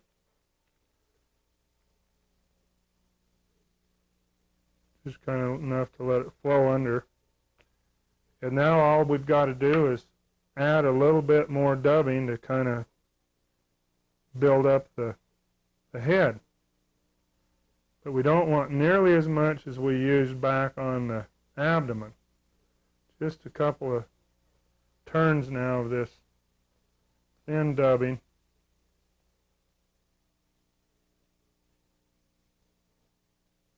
And our ant's going to be finished.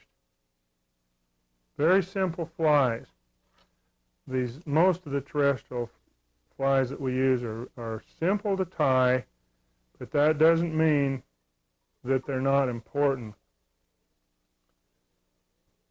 You want to have a real good assortment of terrestrials whenever you fish any spring creek and also on most tailwaters.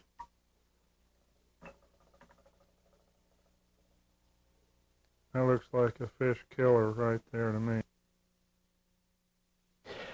The fly tyers you've met so far on this tape have contributed to my fly tying book, Tying Flies with Jack Dennis and Friends. Now the next tyer you're going to meet is going to tie a fly from one of my contributors, Dr. John Barr. Brandon Powers is his name. He's a fly fishing instructor in our shop, also teaches our fly tying lessons in the wintertime here in Jackson Hole. Brandon is one of the new young tyers. Exciting to watch, creative, and I think you're going to enjoy him. The fly he's going to tie is one of the hottest nymphs. In fact, it is the hottest nymph. Its name is a Copper John.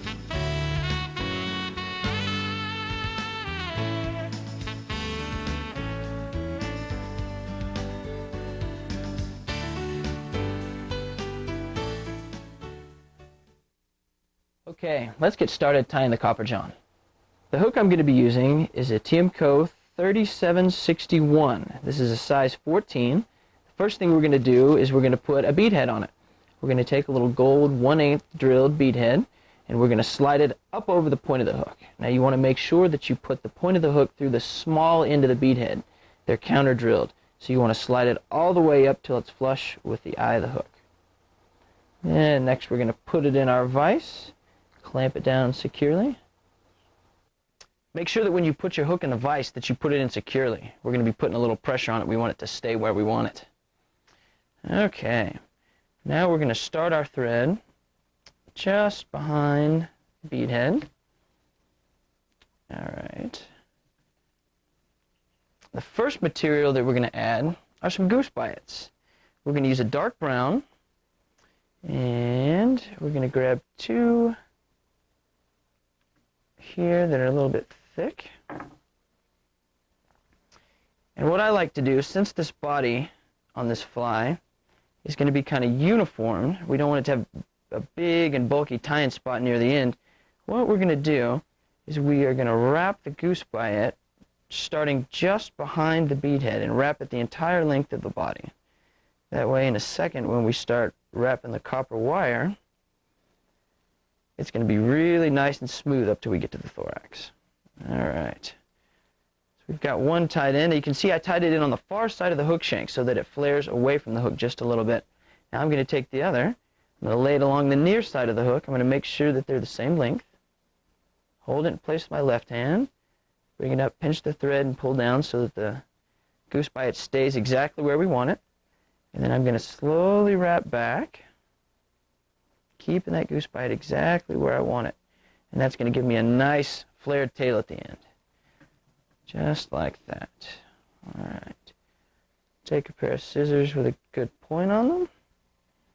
And we're going to get rid of those little stubs there. All right. Next thing we're going to do is to make the body. I've got some medium copper wire right here. And like I said, we're trying for a uniform body. So the first thing I'm going to do is we're going to tie the copper wire in just behind the bead head again. Just like that. We're going to wrap it on top. You can see I'm pulling up and I'm pulling back on the copper wire so that I keep it right on top of the hook shank.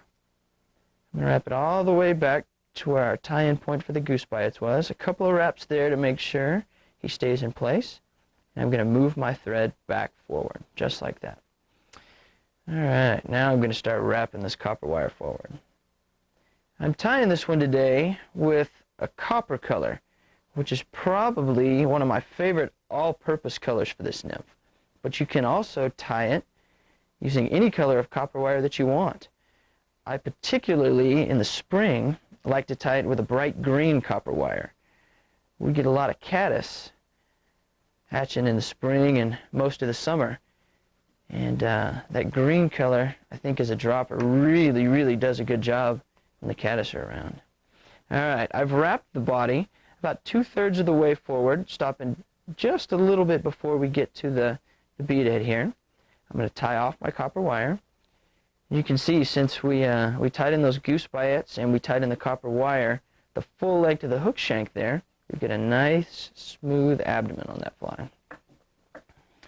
Alright. With the back of your scissors, pop that copper wire off. Make sure he's going to sit nice and flush right there. Alright. Now, the next thing we're going to do, a little bit of flashaboo to make a wing case that's going to sparkle a little bit. So I've got 5 or 6 strands of flashaboo here. What I'm going to do is I'm going to take them and I'm going to tie them in just behind the bead head again, and I'm going to wrap back just a little ways to where we just barely go onto the copper wire there. Just like that. All right. The parts sticking forward, trim them off. All right. Okay, this is going to be our wing case we're going to take, and we're going to pull this forward here in a second, and it's going to give it a little bit more flash. Next thing we're going to do is I've got a couple strands of peacock. This is going to give us a really nice buggy thorax. So I'm going to take these 2 strands. Let's see, and I like this to be really sparkly, so I make the 2 more iridescent sides stick up. I'm going to take and tie it in again right behind the bead head, just where we tied in our flashaboo. Trim the butts. Okay. Now I'm going to wind these guys forward. Just like that. You can see it gives us a really nice buggy thorax. Fish love peacock. And on this fly, the combination of the copper wire with a little bit of flash and the peacock really, really works well. Okay, so I've got it secured. I'm going to trim those edges there. All right. Now what we're going to do is we're going to take this flashaboo and we're going to pull it over the top, and you can see already that it's going to give it a really, really nice flashy wing case there. So I'm going to make sure all my strands are together. I'm going to pull it over the top. I'm going to secure it right behind the bead head, just like that. Take a couple of wraps, and then I like to pull it back, take a couple of wraps between the bead head and the flashaboo, just so that I make sure it's tied down really well.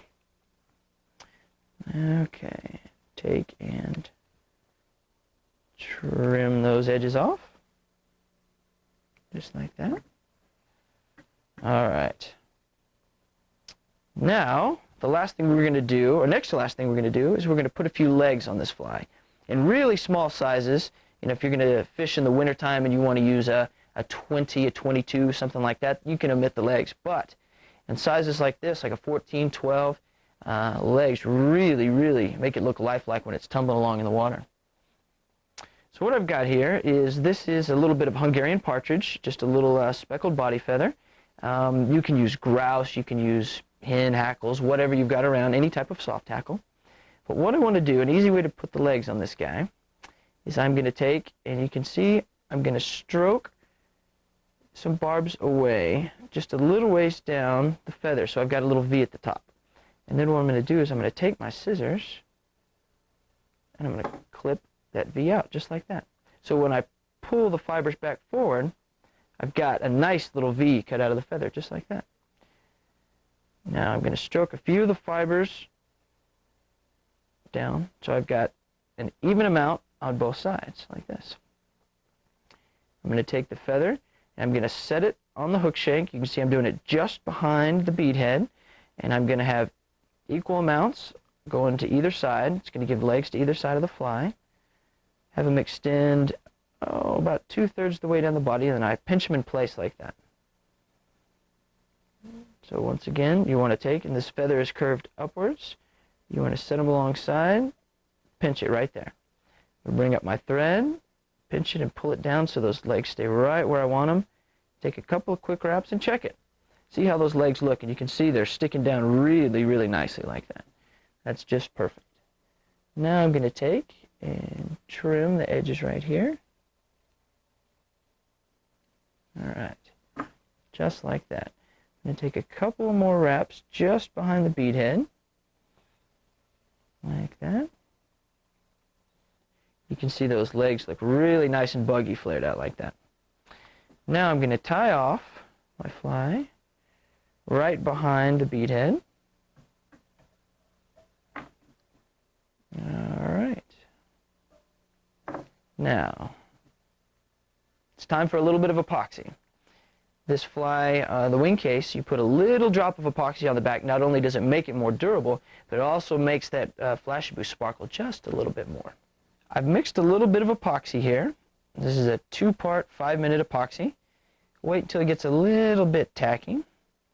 Then I'm going to get just a little bit on the end of a toothpick. And what I like to do is come over and put just a drop right on the wing case. Just like that. When I tie these guys for myself, I usually tie a bunch at a time. So I'll usually tie 4 or 5 and then come back and epoxy them all at the same time so my epoxy lasts longer.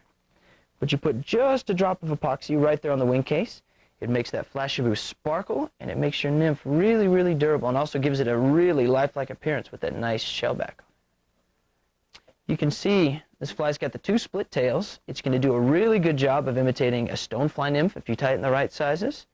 The way that it's got a buggy thorax and a nice slim abdomen, it can be very good as a mayfly imitation for a mayfly nymph. I really, really like this fly. It's one of the ones that I don't go anywhere without.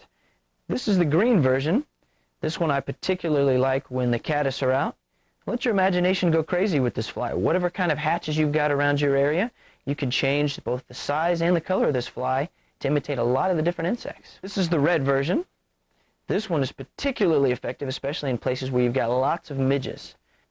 And speaking of midges, this version right here is one of my favorites. This is a micro copper john. You can see it's tied with a red body, very, very small. Works very, very well all year long as a dropper. Anytime, midges hatch year-round, so this can be very, very effective anytime that you go fishing. So load your box up with a couple of these guys, experiment a little bit, do a couple of different colors, and I guarantee you'll never be without it. Now, I promised a couple surprise guests and flies, and the first one is a man I think you're really going to enjoy. He's a character. His name is Kelly Gallup. Kelly has co-authored a very successful book on streamer fishing, written another book on spinners and cripples, and completed a new fly tying tape tying spinners and cripples. Kelly today is going to tie a new streamer of his called the Puff Daddy.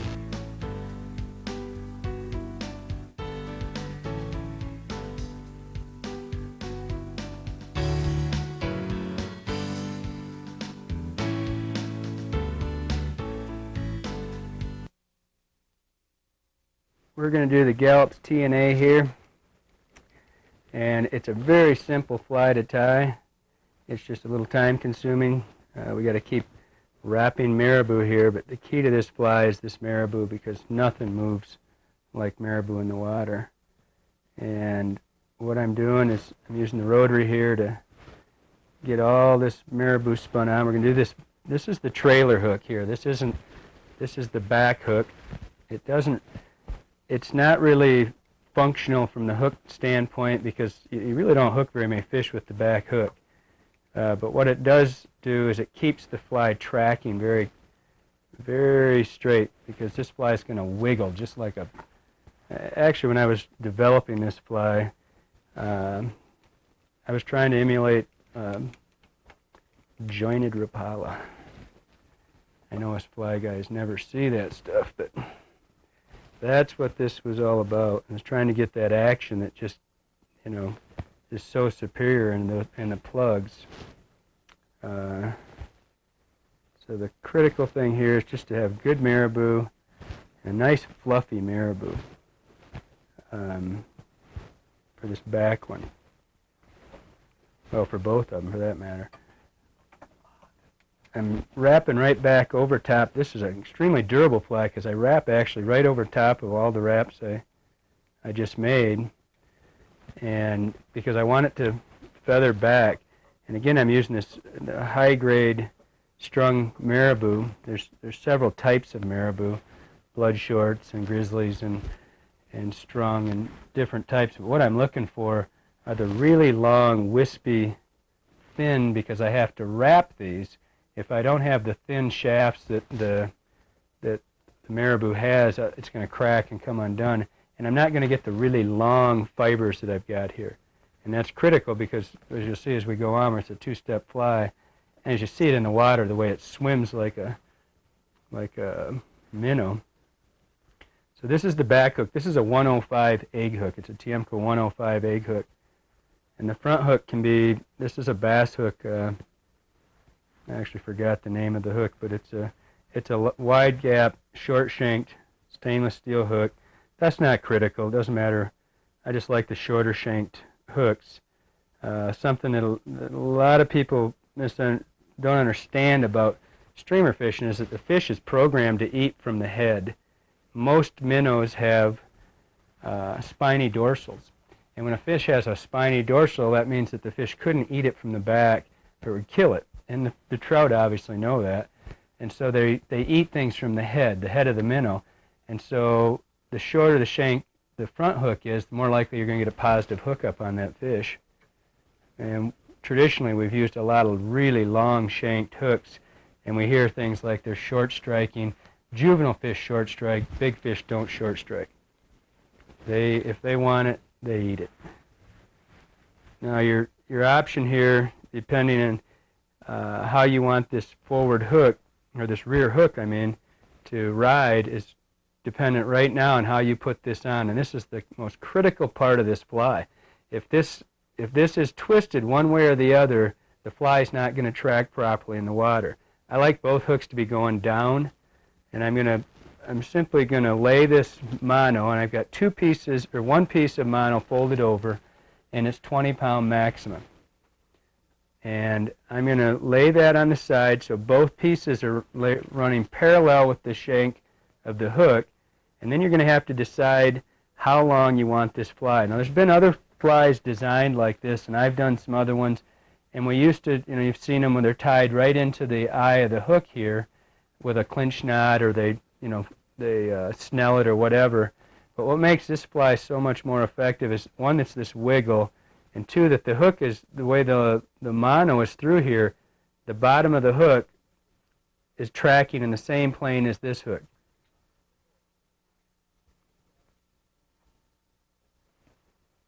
One way to test this for accuracy when you're tying this fly, and my original patterns I did like this, I had two hooks just like this, and then the marabou, the front hook is done the same way the back one is. And I'll show you in a second, when I think the fly really became productive is when I skirted this. When I added this interior skirt that's going to go between them, it's going to be kind of translucent. The marabou is going to entrain the flashabou and pearl that I put inside here, but I had to find a way to make them look homogeneous, like it was one continuous minnow. And so how you do that is just when you tie this first one in, measure your marabou to make sure that when you start, it's going to go over top of the back one here. If this marabou was too short, it would be, you would see the junction here. But when I get done with this, I'm not going to. And frankly, the longer this is, the further this is back, the more action that back fly is going to have. All right, so once I get this really cinched down tightly, and I'm using some GX2 good bride, this stuff's virtually impossible to break. I've got it back there. Again, the most critical element is that this mono is riding up and down, and so that hook is tracking. So the points of the hooks are in the same direction. And I get this back here a ways. Now I'm going to cut that off. I'm going to take some Zap-A-Gap, and I'm going to just run a little drop of that on there. It doesn't take a lot. Actually, I'm going to wipe a little of that off. Keep your nose away from that when it starts kicking. Boy, it's pretty. And then I'm going to cinch right over top of this again. Now I've taken this fly and I've taken on a scale, and I've tried to break the back fly off, and it's always taken me far more than 20 pounds, and I've never fished 20-pound tippet with it, so I'm not too worried about this coming off. Conversely, if I didn't crazy glue it, I could pull it off with my fingers sometimes, but so I always crazy glue it. But I think this is a real critical element to this fly now, and like I said, I've been fishing this for quite a few years until I got the Flashabou in this thing and gave it that translucency from the inside. I don't think the fly worked nearly as well. But this is really critical to the fly here, is how much this we put in and how long we put it in. It's absolutely critical, and I learned this by the hard way. If I put this Flashabou, if it goes past the eye of the back hook, it'll tangle up. If I don't, everything will run just fine. And so I tie this skirt in right there, do it down one side and back down the other. All right, and if I've got any of these that are going past, like this one right here is going past, I'm not sure if that's all in the view. It's not really in the viewfinder. I'll just slide it over here real quickly so you can see it. If that's past the eye of the hook, all right, if this Flashabou goes back into here, it's going to tangle into the fly, and it's really ineffective. You know, it gets it hard to clean up once you get a fish on it. So you stop it right there.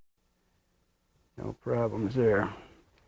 I'm going to add just a little bit of pearl to this, and you can kind of adjust this and add and subtract whatever you want inside this fly. It's just for for a little sparkle inside it. I'm going to put this crystal flash in here. I use that holographic stuff a lot too, but you've really got to be careful with that stuff that you don't overdo it. Now I'm just pulling this fly aside, making this pearl stuff the same as the same length as the Flashabou. Okay, now we're simply going to do a handful of marabou plumes here. I'm going to put 4 into this one. The most important one is this one right here, just to make sure that it throw a half hitch here.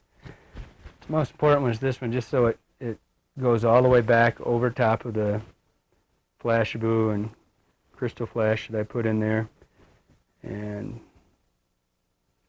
just get a hold of him and continuing to wrap forward. Try not to wrap over the top of each. You go forward on each wrap so you're not knocking any of these wispy little plumes down or fibers down.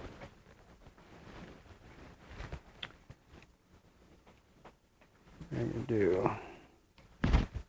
Another one here.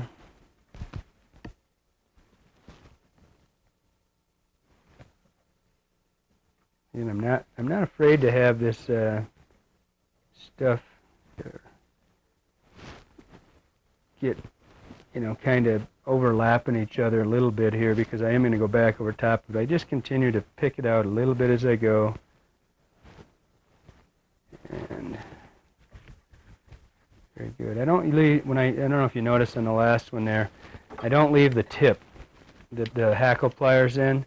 I don't leave that in the fly. I just break it right off right now when I trim it, because it's a little different shape, and I'm sure it would make absolutely no difference whatsoever to the fly. It's just something you get used to.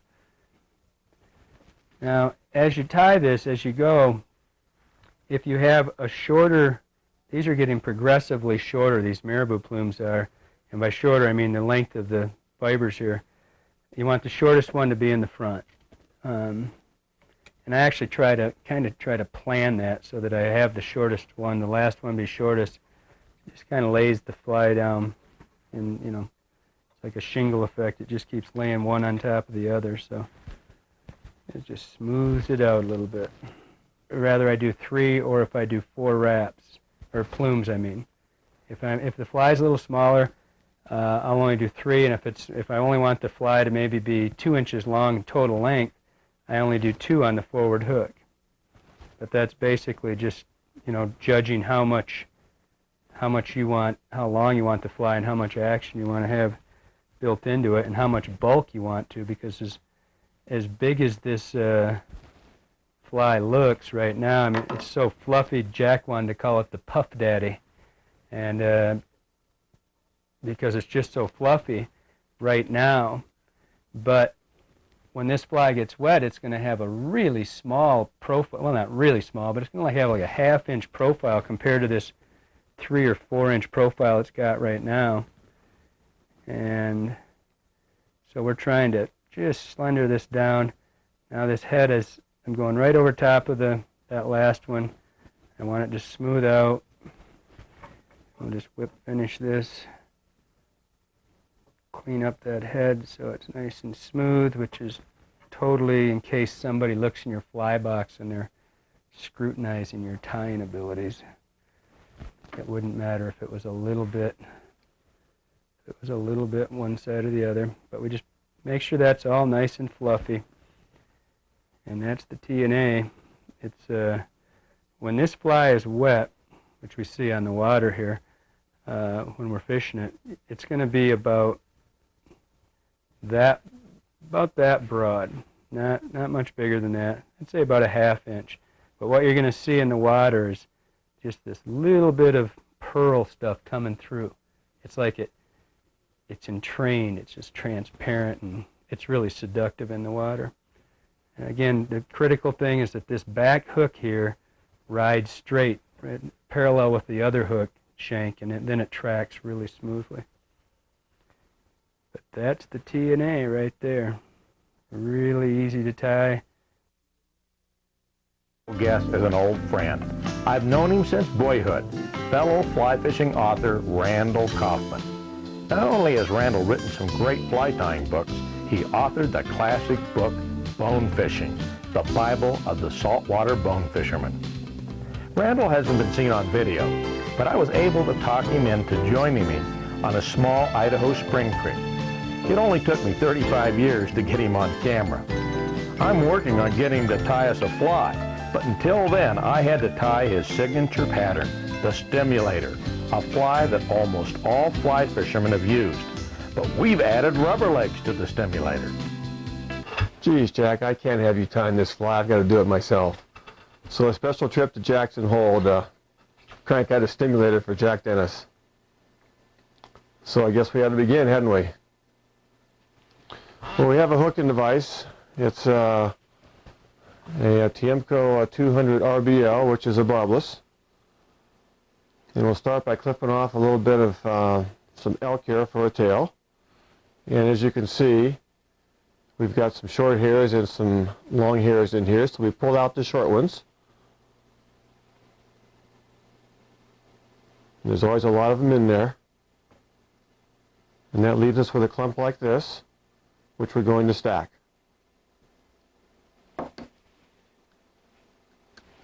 So it goes in the stacker. Tap it on down so the tips are all the same length. And that's going to be our tail.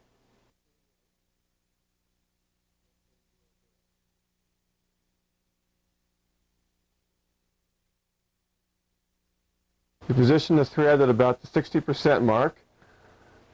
And our tail should be fairly short. Start that off. Secure it down back toward the end of the hook. Take a few more secure turns, and the tail's in place. Now, as we're trimming off all these little butt ends, try to grab them all in your finger and make one angled cut, nice and clean.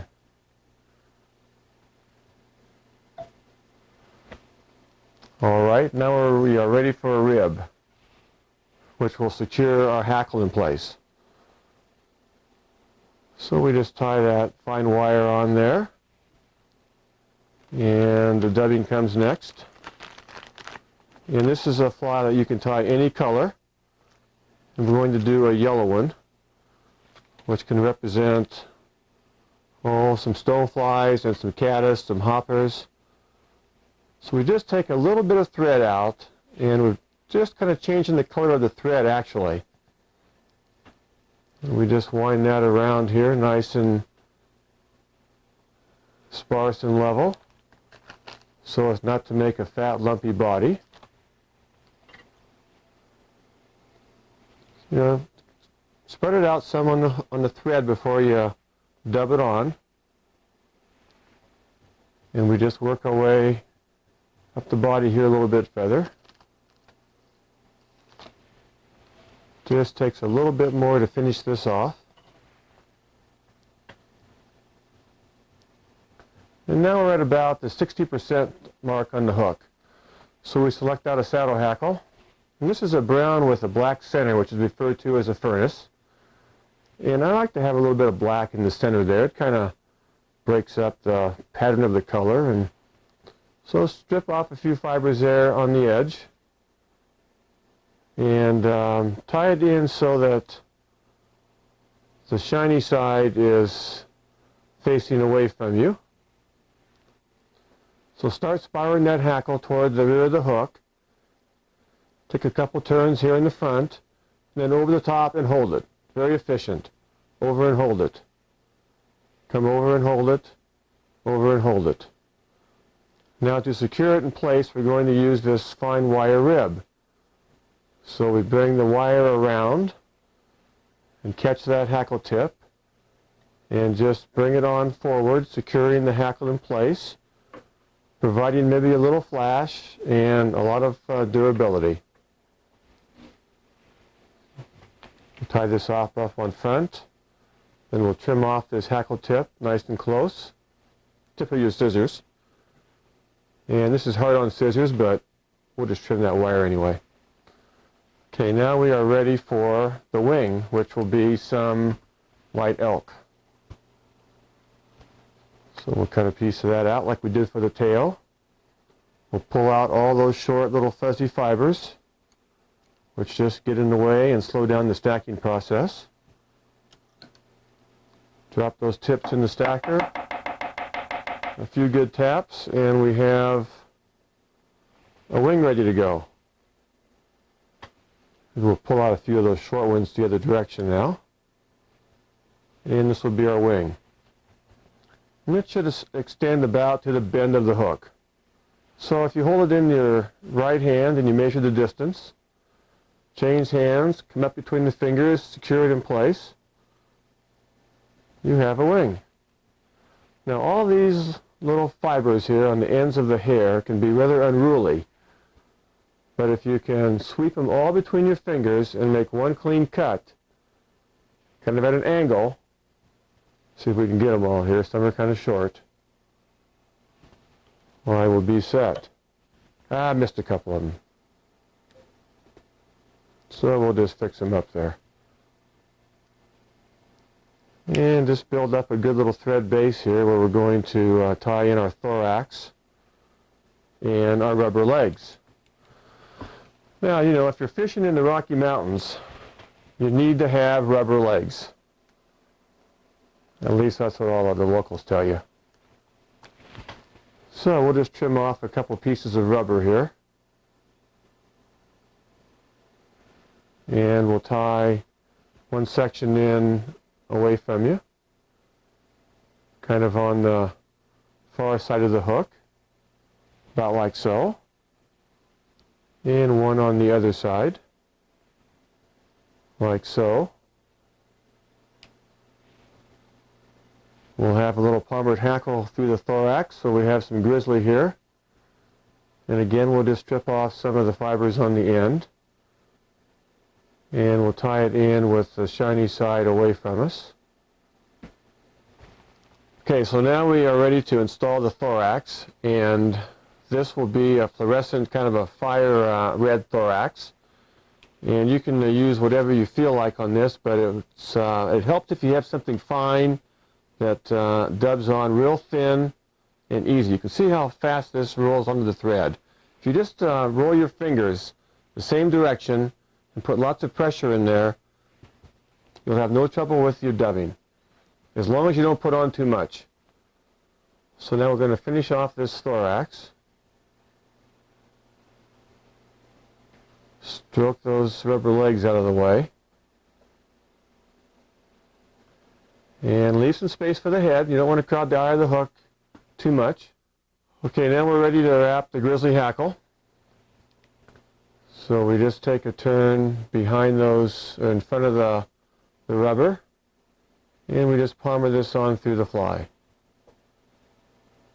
Sometimes that rubber gets in the way, so just pull it out. So again, we can just wrap over the top and hold it, come over and hold it. Now as we tie it off, just bring the thread behind there, take a couple secure turns, put the tip of the scissors right on the hook shank and make one clean cut, and a few more turns of thread and a couple half hitches up front. Then we'll cinch them back nice and tight, and we have a rubber leg stimulator pretty much ready to go to work, except that we want to even up the legs a little bit. And you can kind of manhandle them around to position them right.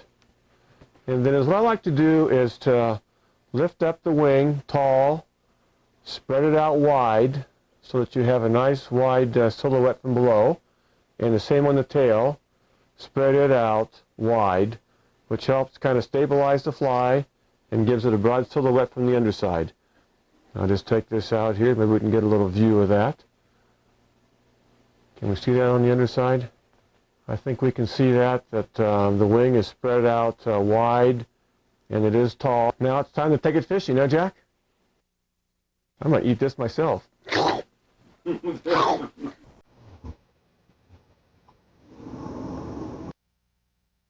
got a little spring creek that we're going to go after a few large rainbows.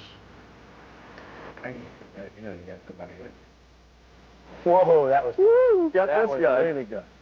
Yee-oh, yee-oh, boy, he's trailing out of the fly, too. Yeah, he is. Well, you know, they like the bigger one. Did you notice that? They're not going for that small guy, are they? No, they like those rubber legs. It's like walking the dog. We all have had our patterns that we've been able to popularize. You sure have done a wonder with that fly. And I tell you, half the fly, don't you think, is a name? And, you know, people, they get to have a good, clever name, too, even though it's a good fly. Well, that never You gotta hurts, does it? you got to tell me, I think a lot of people would like to know why you don't use a net. Well, generally I like to land the fish as soon as I possibly can. Yeah, sometimes when you keep them in that net, it often does a little bit of damage to them. It folds them up, turns them upside down. If you handle them easy like this, you don't need a net. Oh, yeah. And you keep them in the water all the time. Look at the fins, they're just perfectly proportioned on him. He's fat and healthy. The scales are all there. They're strong. Look at that. Oh, we just keep him in here in this nice cold water. He's ready. He's good to go, isn't he? People travel 10,000 miles to catch these kind of trout. Oh, you get the Idaho. Well, and you have to have the right friends. Yes, that's Thank true. you, thank you. There you go. What a fun time. I'd like to thank everybody for joining us on this tape. We've had a great time fishing the Deschutes River and being joined with John here and talking about the flies of the area and all my friends. John, thank you for hosting us here on the Deschutes. You're welcome. I have to tell you, I'm going to be back, you know. Oh, I hope so. It's a great river. It really is. And, you know, fly tying's sure a fun sport, isn't it? It really is. It's creative. It's a form of art. You mix in a little science, and you can have some fun and create some things that really work out here. And you'll become a better fly fisherman. I want to thank you for joining us again on the tape and hope to see you again on another one of our videotapes. From all of us here at the Deschutes River, we hope to see some of you here on the Deschutes sometime. I would hope so too. And joining John. I want to say thank you, and we'll see you again.